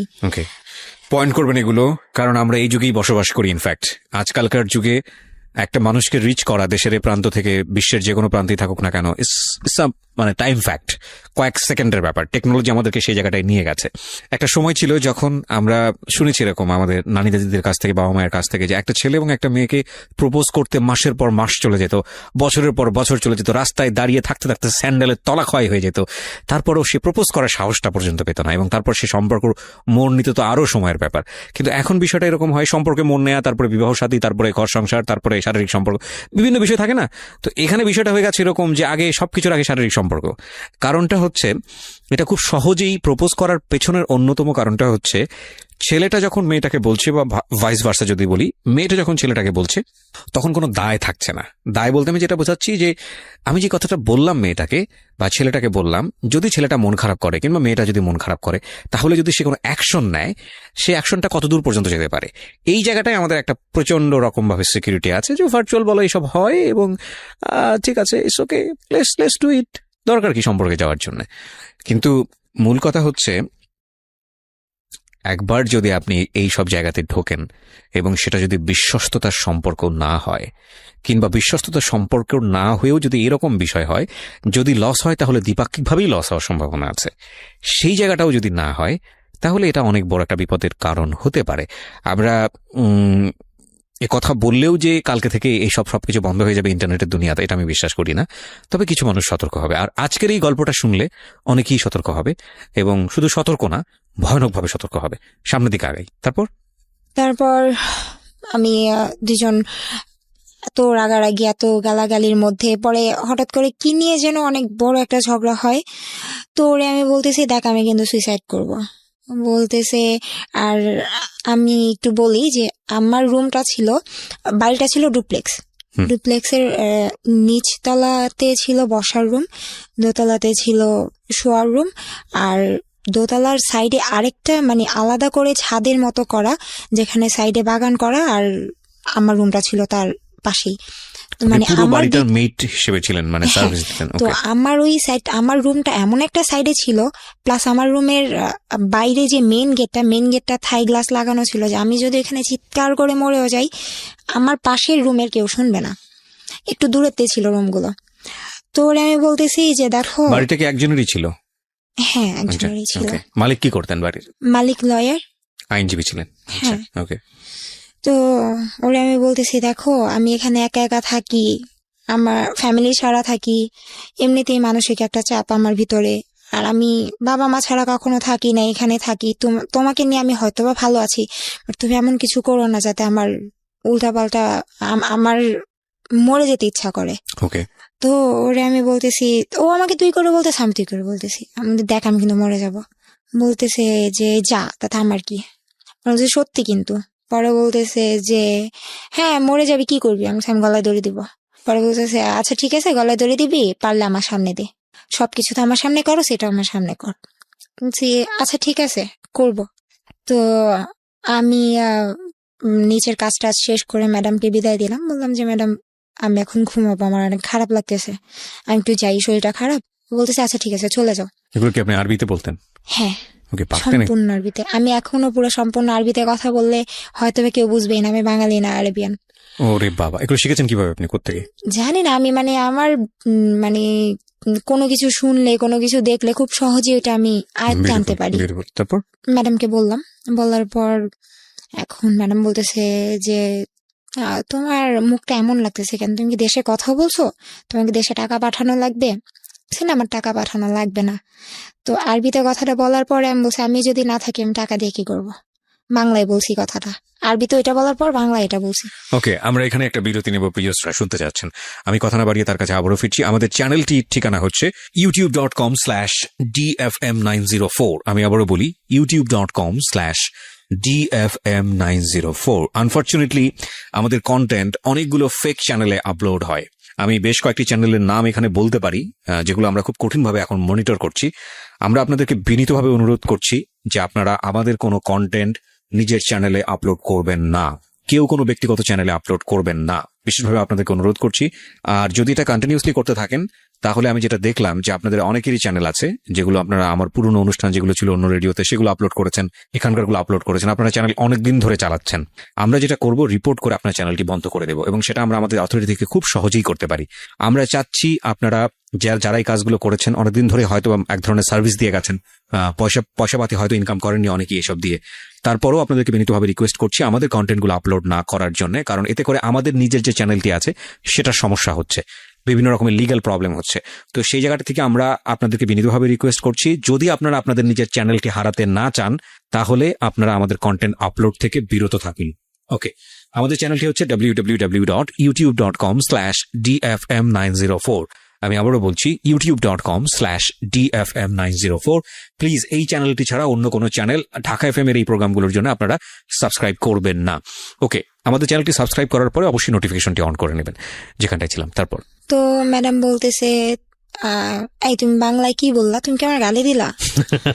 তো বলতেছি যে ম্যাডাম আমি আপনাকে অনেক লাভ করি। ম্যাডাম আমাকে অনেক আদর করতো, কারণ দেখা গেছে আমি যখন ফ্রি টাইম থাকতো কাজের, তখন আমি ম্যাডামের পাশে বসে থাকতাম। মানে আমার মায়ের মতো, আমার মাকে কোনোদিন এতটা সেবা করিনি যতটা উনাকে করছি। আর আমি ওনাকে অনেক জ্বালাতাম, মানে ওনার ছেলে মেয়ে যেভাবে জ্বালাতো আমিও জ্বালাতাম। তো উনি বলতো যে আমার 3টা না 4টা ছেলে মেয়ে, 2 মেয়ে 2 ছেলে। তো উনি বলতেছে তুমি আমার গালি দিলা? বলছে আমার এত বড় সাহস আছে, আমি আপনাকে গালি দিব? বলতেছে আচ্ছা ঠিক আছে যাও ঘুমাও। তারপর আমি বিদায় টিদায় দিয়ে ঘুমাতে গেলাম। তো তখন আমি ওর বলতেছি, তখনও কিন্তু লাইনে অডিও কলে, মানে যখন সামনে কেউ থাকে তখন অডিও কলে থাকে, আর আমি যখন একা থাকি তখন ভিডিও কলে। এখন কি অবস্থা আছে? আপনার ফোনে কি আছো? না না, ওকে, ফাইন, ফোন অফ হয়ে গেছে। তো তারপর আমি উপরে যাওয়ার পর মানে ম্যাডাম বুঝতে পারছিল হয়তোবা যে আমার মন খারাপ। তো আমি উপরে যাওয়ার 5 মিনিট পরে উনি আমার পিছিয়ে পিছিয়ে যায় আর আমার মেইন গেটের দরজাটা নক করে। হুম। আমি বলছি আপনি কেন আসছেন? আমি গেট বন্ধ করে দিলাম, আমি তো ঘুমাবো। বলতেছে যে আচ্ছা তুই গেটটা খোলা রেখে ঘুমা, তোর ঘরের গেট লাগা কিন্তু এটা খোলা রাখ। হুম। কিন্তু আমি আমার রুমের গেট কখনো বন্ধ করতাম না, কারণ আমার রুমের গেট একটু সমস্যা হতো, বন্ধ Okay. হতো না, এই জন্য মেন গেটটা বন্ধ করে ঘুমাতাম। তো আমি বলতেছি ম্যাডাম কি করবেন আপনি? বলতেছে যে আমি এখানে বসে সীসা খাবো। আমি সীসা বানাতে পারি খুব ভালো করে। আপনি? হ্যাঁ, অনেক Okay. সুন্দর করে বানাতে পারি। সীসা কি ওদের দেশে লিগ্যাল না? সবাই খায়? হ্যাঁ, সবাই খায়। ওকে। তো সীসাটা পরে আমি বলতেছে আচ্ছা তুই তো ঘুমাতে যাবি, আমার সীসাটা বানায় দিয়ে যা। হুম। তো বানায় টানায় আমি রাখলাম, না ভাবছি যে হ্যাঁ উনি এই জন্যই আসবে, কিন্তু ওনার ছিল যে গেটটা খোলা রাখবে উনি। ওকে। তারপর উনি চলে যায়।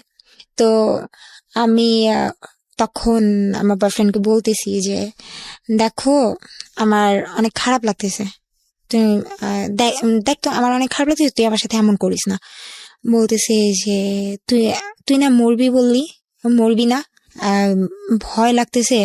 বলছি, না ভয় আমি পাই না, ভয় জিনিসটা আমার ভিতরে নাই। পরে বলতেছে যে তো মরবি মর। আমি বলছি হ্যাঁ মরবো তো, আচ্ছা দাঁড়া আমি আর আম্মুর সাথে একটু কথা বলি। তারপর ওরে কনফারেন্সে রেখে আম্মুর সাথে কথা বললাম। ওরে কনফারেন্সে রেখেছেন মানে? ও কথা বলতো আপনার মায়ের সঙ্গে? ও কথা বলতেছে না, ও চুপ করে চুপচাপ আছে। করে শুনছে যে আসলে আপনি আমার সঙ্গে এতটা প্রাইভেসি শেয়ার করা, মানে ইমোশনালি ফুল হলে যেটা হয় আর কি। ওকে, বলেন তারপর। তারপর ও মানে যখন আমি রুমে গেলাম হুম। আর আমার রুমে যাই, যাওয়ার পরে ও বলতেছে যে মামা একটা কাজ কর। আমি কি করব? বলতেছে তোর ফোনে যে আমার ছবিগুলো আছে ছবিগুলো ডিলিট কর। বলছি ছবি ডিলিট করব, আচ্ছা করতেছি। পরে বলতেছে ডিলিট করার সময় স্ক্রিনশট দিবি, তারপর ডিলিট করার পরে গ্যালারি স্ক্রিনশট দিবি, আমি সবকিছু দেখবো, প্রুফ দে তুই যে সবকিছু কাটছস। সবকিছু ডিলিট করে দিলাম। তারপর বলতেছে আচ্ছা তোর সাথে আমার লাস্ট কল কখন, ফোন কল যখন হয়েছে ওই লিস্টটা ডিলিট কর। তারপর মানে হাসতেছিলাম যে পরে আমি বলতেছিলাম আমি যদি এই দেশে মরে যাই তোমার ওই দেশে পুলিশ ধরবে না, ভয় পাও কেন? বলতেছে তুই ডিলিট কর। করলাম, তারপর স্ক্রিনশট দিলাম যে করছি। পরে বলতেছে আচ্ছা ঠিক আছে এবার যা করার কর। তারপর আমি ওয়াশরুমে গেলাম, যেহেতু বাইরের দেশে কোনো ফ্যান এরকম আমাদের দেশের মতো ফ্যান চলে না, ওদের হয় এসি না হয় এমনিতে কিছু থাকে না। ওয়াশরুমের মানে যে জানালাগুলো থাকে সেগুলো অনেক উঁচুতে থাকে। তো ওরে আমি ফোন দিয়ে লাইনে রাখছি, ও বলতেছে, আমি বলছি আচ্ছা আমি ফোনটা রাখি। বলছে না আমি লাইনে থাকবো, আমি দেখবো তোর কত বড় কলিজা। তো মানে আমার এখনো বুক কাঁপতেছে, কথাগুলো মনে পড়লে এমন লাগে। তারপর ওরকে লাইনে রেখে আমি বেসিনের উপর ফোনটা রাখছি। রাখার পর কমেটের কাবারটা বন্ধ করে কাবারের উপর দাঁড়াইছি। দাঁড়ানোর পর আমি আমার বাংলাদেশ থেকে যে 3 পিস নিয়ে গেছি সেটার ওড়নাটা আমি ওই জানালার সাথে বাঁধলাম। এখন বলতেছে যে এতক্ষণ লাগে। তারপর বাঁধার পরে একদম এক পর্যায়ে ফাঁসি যেভাবে দেয় সেভাবে পুরোপুরি শেষ। ওর দিকে তাকায় দেখে ও হাসতেছে, মানে ফোনে ভাবছে হয়তো এই পর্যন্ত করে আমি নেমে যাবো, আর কিছুই করবো না। তারপর একটা পর্যায়ে আমি গলার মধ্যে ওড়নাটা ঢুকাই, ঢুকানোর পর আমি পাটা ছেড়ে দিই, ঝুলে যান আপনি? হ্যাঁ ঝুলে যাই। তারপর ও খুব চিৎকার করে, লাউড স্পিকার ছিল, আমি শুনতেছিলাম, মমর নাম, ওইখান থেকে নাম তুই। তো আমি ওইখান থেকে যে নামবো, আমি তো পায়ের নিচে কোনো টুল দিয়ে নাই, আমি কমেটের উপরে দাঁড়ায় নিছি। এখন ওই পর্যন্ত পাটা আমার যাবে না, আমি নামতে পারবো না। আর আমি যে হাত দিয়ে ওড়নাটা খুলবো ওইরকম কোনো মানে স্কোপ ছিল না। তো আমার এমন অবস্থা হয়ে গেছে, ও ভয়ে ও ফোনটা কেটে দিছে। ও এইটা ভয় পাইতেছিল যে কেউ যদি এসে দেখে ও লাইনে হয়তো ওর নামে কেস হবে, আর এই জন্য ও সবার আগে ওর ছবিগুলোর কল লিস্ট সবকিছু ডিলিট করছে। করার পর জানি না হয়তো বা কপালে মরণ নাই, তার ওই যে ম্যাডাম রুম খোলা রাখছে, ম্যাডাম আসছে, আসার পর দেখতেছে যে আমার অবস্থা একেবারে খারাপ হয়ে গেছে। উনি তো চিৎকার দিয়ে সাথে সাথে এসে উনি কমেন্টের উপর দাঁড়ায়, তারপর কেচি দিয়ে ওনাটা কেটে ফেলে, কারণ খোলার মতো অত সময় ছিল না। তো আমাকে নামানোর পর আমি সাথে সাথে সেন্সলেস হয়ে যাই। তার কখন জ্ঞান ফিরছে আমি জানি না, তো ম্যাডাম মানে আমার জ্ঞান ফেরার পর আমাকে একটা থাপ্পড় দিছে, বলছে এইটা করার জন্য তুই উপরে আসছস। আমার মন বলছিল তুই উল্টাপাল্টা কিছু করবি, এই জন্য আমি গেটটা খোলা রাখছি, আজকের পর তুই কোনোদিন গেট লাগাবি না। তো এই ঘটনা ঘটলে তো মানে আমাদের মতো জায়গা হলে তো বাসা থেকে বের করে দিত। হ্যাঁ, কিন্তু উনি আমাকে অনেক আদর করতো, প্লাস উনি আমাকে যে নিছে ওনার বাসায়, ওনার অনেক টাকা নষ্ট করে নিতে হয়েছে। আর সবচাইতে বড় কথা, উনি আমার মায়ায় পড়ে গেছিল। এটা আমি সবসময় শুনছি, সবাই আমাকে বলে যে আমি নাকি মানুষের সাথে অনেক মিশতে পারি, মানুষের মন জয় করতে পারি, জানি না। এটা ও বলতো যে তুমি আমার মাকে মানায় চলতে পারবা। তো তারপর আমার যখন জ্ঞান ফিরে আমি ওকে ফোন দেই, ফোন দেওয়ার পর ওর মধ্যে কোনো ফিলিংস নাই। আবারও কথা চলতে থাকে, এরকম করতে করতে হঠাৎ আরেকদিন এমন রাগ লাগে, এমন ঝগড়া হয়েছে। আবার একদিন মানে এই ভালো চলতেছে, 24 আওয়ার্স আমার সাথে থাকতেছে, সবকিছু হচ্ছে, এর মধ্যে আবার এমন ঝগড়া হয়। আমি বলছি দেখ আমি কিন্তু আবার মারা যাবো, আবার সুইসাইড করবো। বলতেছে কয়বার করবি, কর না, তোর তো কিছু হয় না, তুই মরবি না। যে দেখো বেশি ভালো হবে না কিন্তু। পরে বলতেছে আচ্ছা তুই কি করবি কর। তারপর আমি ওইখানে ম্যাডামের রুমে ওষুধের একটা আলাদা একটা ছিল, আপনার আলাদা একটা সাইট ছিল যেখানে শুধু ওষুধ থাকবে। ওইখানে গেলাম, ওইখানে যাওয়ার পর অনেকগুলো ওষুধ নিলাম। নেওয়ার পর তখনও বলতেছে তুই কি করবি, ভিডিও কল আমার সামনে কর, তুই করবি, আমার বিশ্বাস হয় না। মানে আমাকে ও করাবেই, এটা করতেই হবে, ও দেখবে নিজের চোখে প্রমাণ। তোর সামনে আমি প্রায় 3টা ওষুধ যখন খেলাম তখন বলতে থাক আর কিছু করা লাগবে না, তুই দেখবি, শেষটা দেখে যা। শেষ পর্যন্ত আমি সবগুলো ওষুধ মানে খাওয়ার আগে পর্যন্ত মানে খাবো 5টার মতো খাইছি। তার মধ্যে আমার আরেকটা ফোন আসে, আরেকটা ফোন আসার পর আমার আম্মুর ফোন ছিল, সেটা ফোনটা ধরার পর আমি কথা বলতে বলতে মানে ইমোশনাল হয়ে যাই। মা আমার জন্য মন খারাপ ছিল, মার সাথে মা বলতেছে মমতার কথা অনেক মনে পড়তেছে। তখন আর কি বুঝলাম যে মার মন, এমন একটা সময় ফোন দিতে হলো। তারপর আমি সব ওষুধগুলো ফেলে দিই, 10টা ওষুধ ছিল, 5টা খাওয়ার পর 5টা ফেলে দিই। তারপর ওই 5টা খাওয়ার পর আমি সারাদিন আমার মানে কোনো ক্ষতি হয় নাই, কিন্তু আমার এমনিতেই খুব মাথা ঘুরতো, পড়ে যাব লাগে এরকম। তারপরে লাস্ট আমি যখন বাংলাদেশে চলে আসব তার আগে আরেকবার এরকম ঝগড়া হয়, তখন আমি আমার ঘরে আগুন লাগাই দিই। ওখানে? হ্যাঁ, ওইখানে আমার খাট ছিল না, ওইখানে তো আপনার যেই আলাদা যেই বেডগুলো থাকে যে ফর্মের, ওইগুলো ছিল। আমি এটার মধ্যে আগুন লাগিয়ে দিই। তারপর ঘরের দরজা পর্যন্ত বন্ধ করে দিই।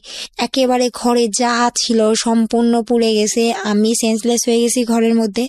তো জানালা দিয়ে যে কালো ধোঁয়াগুলো বের হয়েছে সেটা পাশের বাড়ির লোক দেখে আমাদের বাসায় লোক পাঠানো হয়, তারপরে আমাকে ওইখান থেকে বের করা হয় জানালা দিয়ে এসে। তারপর আপনার মালিক আপনাকে কিছু বলে নাই? তারপরেই তো আমাকে একদম তাড়াতাড়ি করে টিকিট কেটে পাঠিয়ে দিল। ও এই ঘটনার পরে আপনাকে টিকিট কেটে পাঠিয়ে দেয়? আচ্ছা। যে এইভাবে রাখলে তুই যে কোনো মুহূর্তে একটা কিছু করে ফেলবি। আসার পর ভালোই সম্পর্ক চলতেছে। না দাঁড়ান, আসার পরে আপনি ওনার সঙ্গে ফার্স্ট মিট করলেন? ফার্স্ট মিট করার পর। এটা কতদিন আগের ঘটনা, কবে আসছেন আপনি? এই রোজার ঈদের, গত রোজার ঈদ, মানে 1 বছর হয়ে গেছে আপনার? 1 বছর প্লাস রোজার মধ্যে, গত রোজার ঈদের আগের রোজার ঈদ।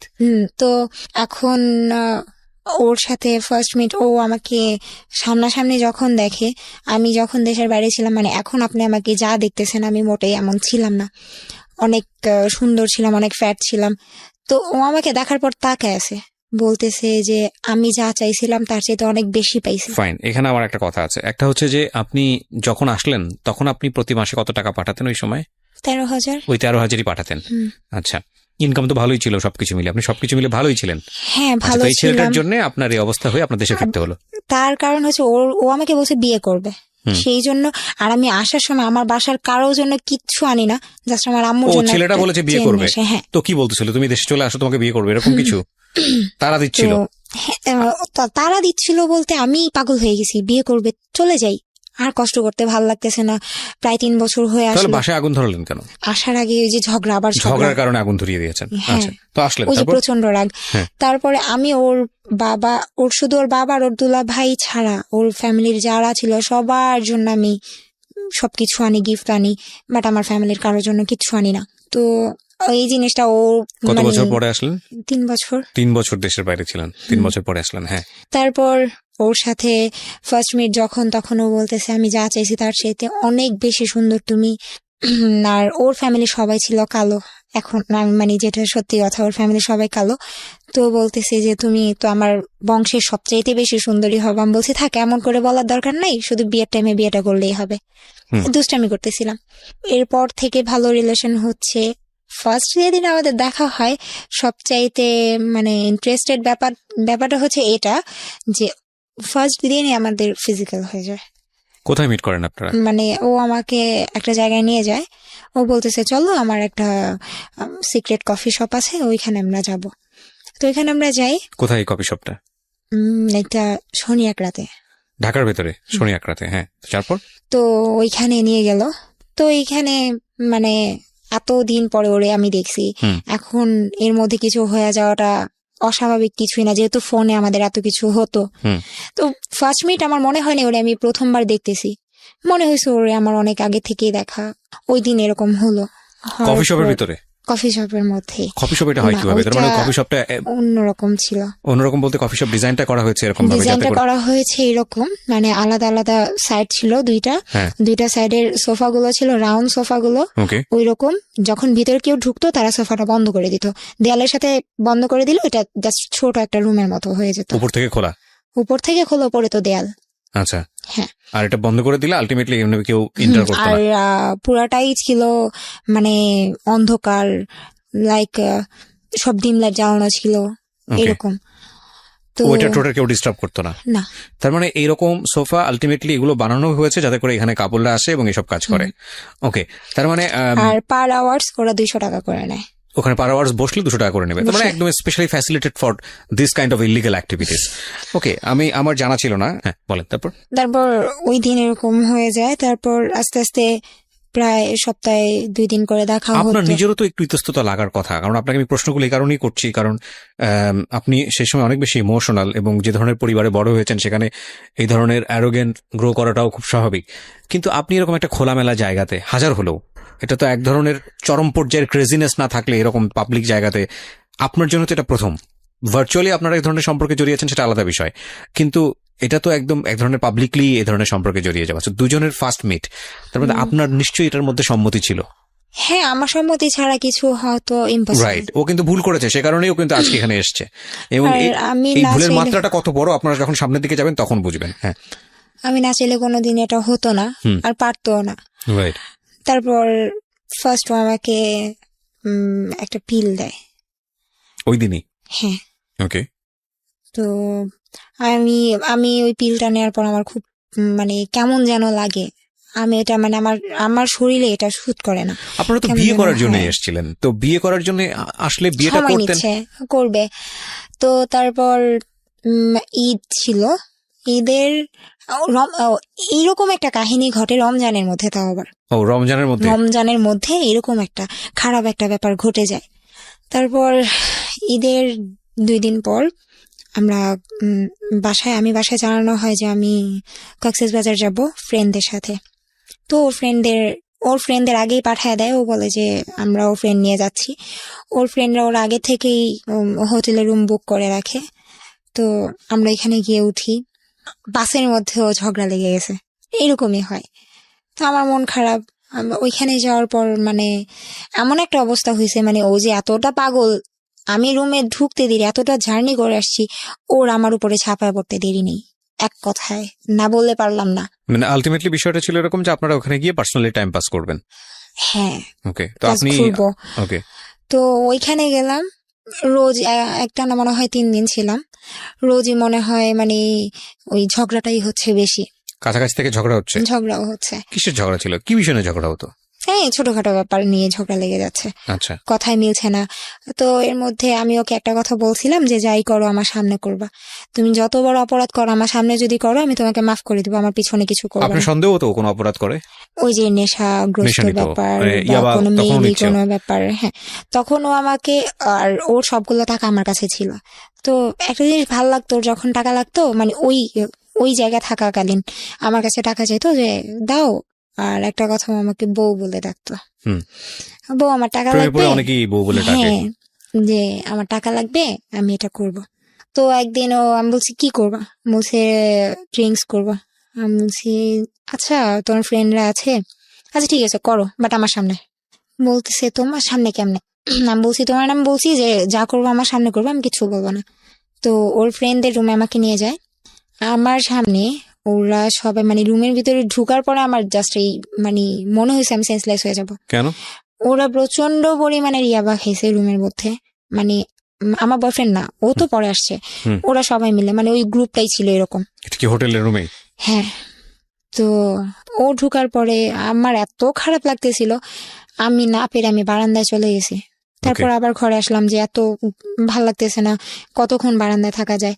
তারপর একটা পর্যায়ে আমার সামনেই ইয়াবা খাওয়া শুরু করলো, ড্রিঙ্কস করলো, করার পর আমাদের রুমে চলে গেলাম।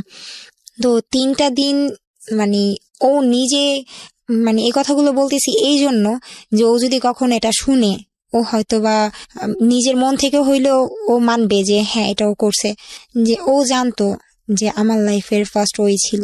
কারণ 3 দিন ও আমার সাথে ছিল, 3 দিনে মানে আমার কি অবস্থা হয়েছে আমি জানি, দিন রাত এক হয়ে গেছে।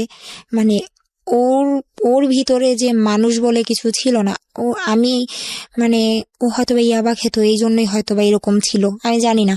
ও আমাকে বলছে যে ইয়াবা খেলে নাকি এরকম হয়, সেক্সুয়াল দিকগুলো নাকি একটু বেশি কাজ করে। তা আমি বলছি তুমি ইয়াবা খেয়ে যদি তুমি এরকম করো, আমার সহ্যের একটা ব্যাপার থাকে, আমি তো কিছু খায় নেই। হ্যাঁ, আমি একটা নর্মাল মানুষ, আমার খারাপ লাগে। তো ও কিছু মানতো না, ওর মতো ও করতো। তো একটানা 3 দিন এরকম, তারপর আমি প্রায় সিক হয়ে যাই, এরকম অবস্থা। মানে অমানসিক ভাবে চলতে থাকে বিষয়গুলো। হ্যাঁ, এগুলো চলতে থাকে। আমারও ইচ্ছে ছিল আমি কখনো ওরে মানে ওর মন খারাপ হোক, ওর ভালো লাগে না বা ওর কষ্ট পাক এমন কিছু কাজ আমি কখনোই করতাম না। থাক, আমার কষ্ট হোক, ও যা খুশি করুক। তো ওইখান থেকে যখন আমরা দেশে মানে ঢাকা আসি, তারপর ও ওই ওই ফার্স্ট আমাদের ছবি তোলা। ছবি তোলা বলতে মানে যখন ফিজিক্যাল হচ্ছে কক্সবাজারে গিয়ে? হ্যাঁ। তখন কি করেন আপনারা? এগুলো ভিডিও করেন? ও ভিডিও করতেছে, আপনার কি ছবি আপনার সম্মতি ছিল তুলতেছে, সেটাতে? আমার সম্মতি ছিল। আমি বললাম না যে ও এমন কিছু করুক, মানে আমি চাই না যে ও এমন কোনো ওর ভিডিও কাজে করার কষ্ট ব্যাপারটা পাক। মাথায় আসলো কেন? ওর ইচ্ছা হয়েছে, ও দেখবে আচ্ছা, আমাদের দুইজনের ভিডিওটা একসাথে কিসে হয়? ফোনে, ফোনে ভিডিও করে? হ্যাঁ। ওকে। আমার সামনেই করে। তারপর ওইখান থেকে আসার পর ওর ফ্যামিলি জানতো আমাদের ব্যাপারটা। আচ্ছা, তো আমি ওর বোনকে একদিন নক করি, তো ও একটা পর্যায়ে দেখি আমি যখন আপনাদের মধ্যে সম্পর্কের অবস্থা এত বাজে, এত কিছু হচ্ছে, গায়ে আগুন ধরার মতো ঘটনা ঘটে যাচ্ছে, আপনি ঠিক আছে আপনার নিজের একটা সম্মতি ছিল, আপনার বয়সও কম, আপনি গেলেন ওখানে, এরকম একটা সম্পর্কে জড়াচ্ছেন, সামনাসামনি সবকিছু দেখছেন, তারপরও এই ভিডিও করার যে ব্যাপারটা, এটা আপনি নিজে থেকে অনুমতি দিয়েছেন ওকে? হুম, আপনার একবারও চিন্তা হয়নি যে এই ভিডিওটা অনেক বড় একটা বিপদ ডেকে নিয়ে আসতে পারে? অনেক বিশ্বাস করতাম। দ্যাটস অ্যাকচুয়ালি হ্যাপেন, প্রিয় শ্রোতা। কেন বলছি? কজ লাভ রানস ব্লাইন্ড। একটা কথা আছে যে ভালোবাসা অন্ধের মতো দৌড়ায়, এবং এটার কোনো লজিক থাকে না। একটা মানুষ যখন ইমোশনালি লাভের মধ্যে পড়ে যায়, তখন পুরো দুনিয়া একদিকে, প্রেম একদিকে। এবং মজার বিষয় হচ্ছে এটা একটা আগুনের ফুলকির মতো। আগুনের ফুলকি যেরকম তাপ করে উঠে জ্বলে আবার যেভাবে নিভে যায়, এটাও ঠিক তাই। লাভের ইমোশন প্রথম পর্যায়ে যেটা আসে, সেটা যদি একটা মানুষের জীবনে লাইফ লং স্টে করে, তাহলে মানুষটা পাগল হয়ে যাবে, এবং এটা কোনোভাবেই সম্ভব না। এবং সেই জন্য ব্যালেন্স করার জন্য হয়তো বা সৃষ্টিকর্তা এই ইমোশনটা বেশি দিন রাখেন না। ঘটনা কিন্তু youtube.com/tfm904 চ্যানেলটি আছে ঢাকা FM 90.4, নেমে সাবস্ক্রাইব করে অবশ্যই নোটিফিকেশনটা অন করে দেবেন। ঠিক আছে, তো আপনারা কক্সবাজার থেকে ঢাকায় ফিরে আসলেন এবং ভিডিও টিডিও সব সে করে রাখলো নিজের কাছে। হ্যাঁ, তারপর ঢাকা আসার পর ওকে তো আমি বলতেই থাকি যে বিয়ে করব বিয়ে করব বিয়ে করব। ও বলে যে আজকে না কালকে, আজকে না কালকে, পেঁচাচ্ছে। হ্যাঁ। তারপর একদিন বলতেছে যে আচ্ছা ঠিক আছে চল আমরা ডেট ফিক্সড করি, ওই দিন আমরা বিয়ে করব। তো আমার ফ্রেন্ডের বাসায় বসে একটা ডেট ফিক্সড করা হয় যে ওই দিন আমরা বিয়ে করব। কিন্তু ওই দিন পার হয়ে যায়, বিয়ে তো করেই না। আরো মানে বিয়ের ডেট আসলেই ও উল্টাপাল্টা করতেছে, ঝগড়াঝাটি করতেছে। তো এরকম কিছু হলে এর মধ্যে হঠাৎ করে একটা জিনিস দেখি যে আগে ঝগড়া করতে করতে এমন একটা ব্যাপার চলে আসছে যে এখন আমার গায়ে হাত তুললো। হ্যাঁ, কিছু হলেই ও আমার গায়ে হাত তুলতো। তো এই জিনিসগুলো অনেক খারাপ লাগতো, এতটাই খারাপ লাগতো বোঝানোর মতো না। কারণ আমি আমার ফ্যামিলি থেকে কোনোদিন আমার গায়ে হাত তোলা হয় নাই। মানে আমার ফার্স্ট আমার লাইফের শুরুটাই, মার খাওয়া শুরুটাই ওর কাছে আসার পর থেকে। তারপর ওইখানে আমার ফ্রেন্ডের বাসা থেকে আসার পর ও সেই দিনও আমাকে মারে, প্রচন্ড রকমের মারে। মারার কারণটা হচ্ছে, হ্যাঁ, ওকে আমি বলি যে চলো বিয়ে করি, নাইলে কিন্তু আমি তোমার নামে মামলা করব। বলতেছে মামলা করবা মানে কি? তখন আমার কাছে কিছু ছবি ছিল, তো আমি বলছি এই ছবিগুলো দেখো, ছবিগুলোর মধ্যে তোমার ফেসটা তুমি চিনো তো, আমি কিন্তু এগুলো দিয়ে দিব। পরে বলতেছে যে মামলা করবি, এটা সেটা অনেক কথা কে শুনে। মামলা করার কথা বলে? আমি, আপনি মামলা করার কথা হ্যাঁ। বলেন। আচ্ছা, মামলায় আপনি কি ইস্যুতে করবেন? আমার কাছে ছবি ছিল কিছু, তারপর ও যে আমার সাথে কথা বলতো, হ্যাঁ, মানে মেসেজ বাট গুলো, মামলাটা কিসের জন্য? এই যে ও আমার সাথে এগুলো করছে, করার পর আমাকে বিয়ে করতেছে না, আচ্ছা হ্যাঁ পিছাচ্ছে, আমারও তো একটা লাইফ।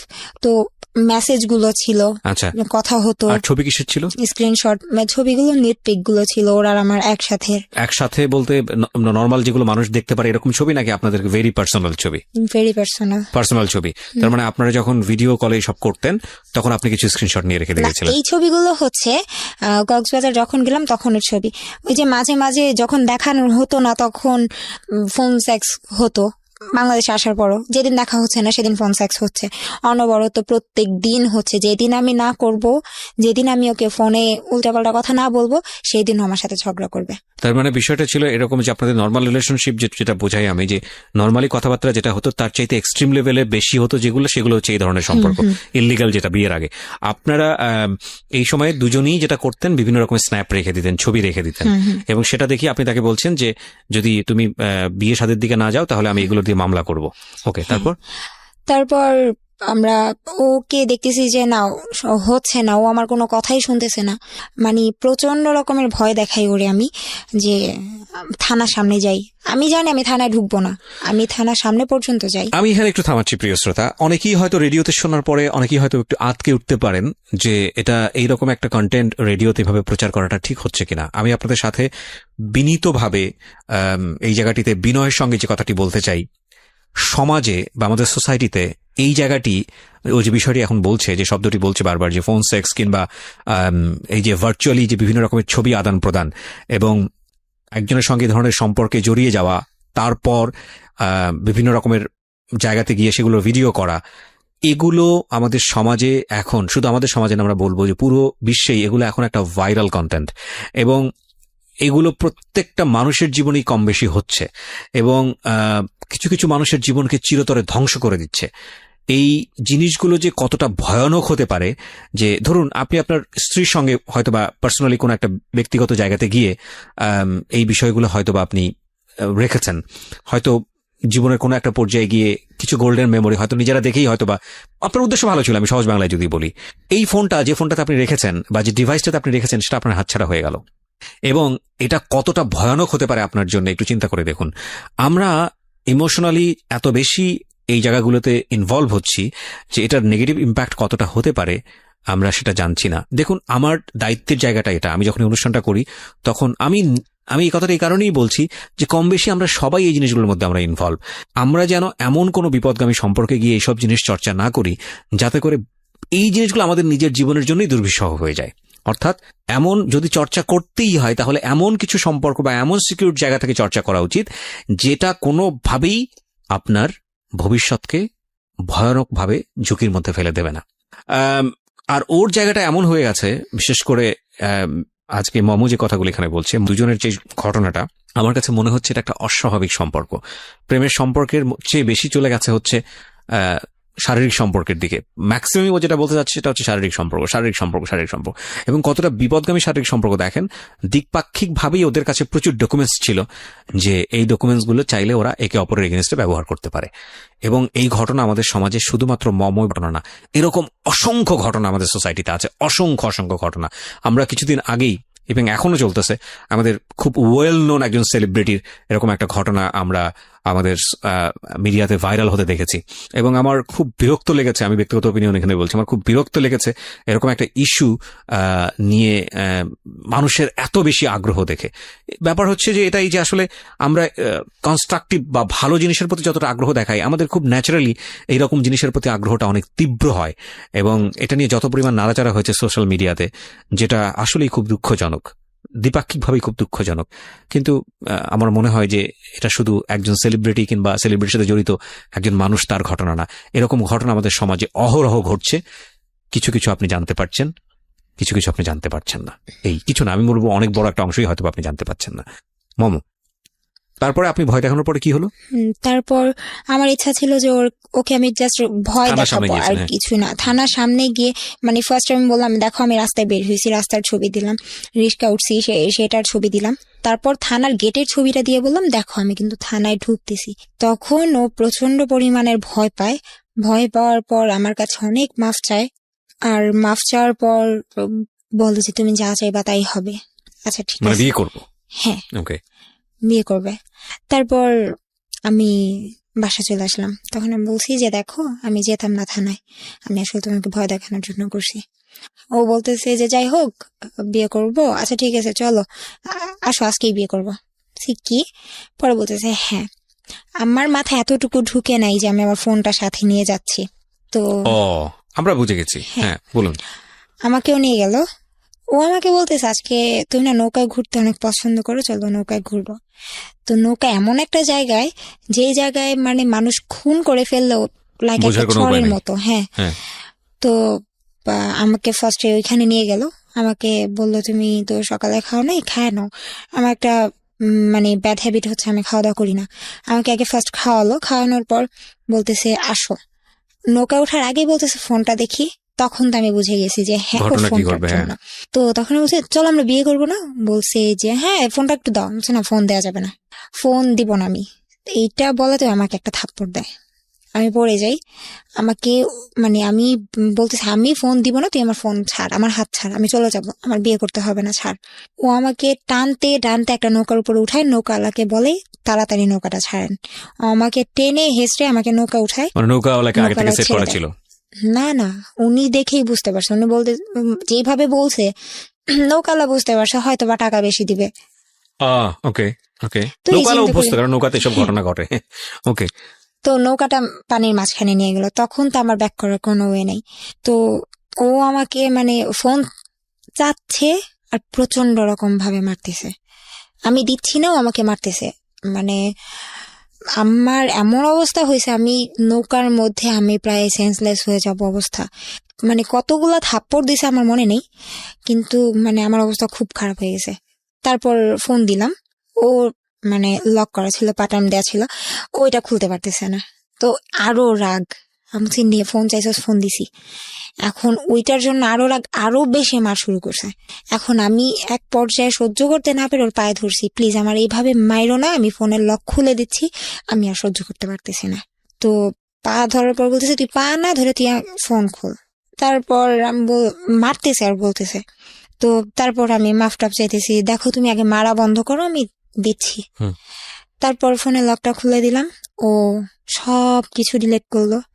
সবকিছু ডিলিট করার পর ওর আমার ফোনের মধ্যে ওর জিমেল অ্যাড করলো, যেন আমি কি করি না করি সব যেন ও দেখতে পারে। তো যাই হোক আমি জিমেইল মানে হচ্ছে গুগল ড্রাইভের লিঙ্কটা করে দেওয়া, তার মানে আপনি ছবিতে যা তা তুলবেন ওর পার্সোনাল ফোনে ড্রাইভে গিয়ে আসবে, সেভ হবে। হ্যাঁ। তারপর বলতো যে তখন সেই দিনও মানে যখন ডিলিট করলো ওর মন শান্তি হলো, তখন ওই অবস্থায় আমাকে আদর আদর করে চলো চলো চলো থাক আর কোনোদিন মারবো না, মাফ করে দাও বলে আবার সেই কফি শপে নিয়ে গেল। ওইখান থেকে আবার কফি শপে নৌকা থেকে গিয়ে আবার সে অকাম। তারপর ওইখান থেকে আমার তো অবস্থা অনেক খারাপ, আমার ফ্রেন্ডের বাসায় নিয়ে গেল। প্রিয় শ্রোতা, ওর দিকে আঙ্গুল তুলবেন না। আমি জানি যে অনেকেই কমেন্টস করছেন, আজে বাজে কথা বলছেন ওর দিকে। প্লিজ, একজন মানুষের দিকে আঙ্গুল তোলার আগে নিজের দিকে আঙ্গুলটা তোলেন।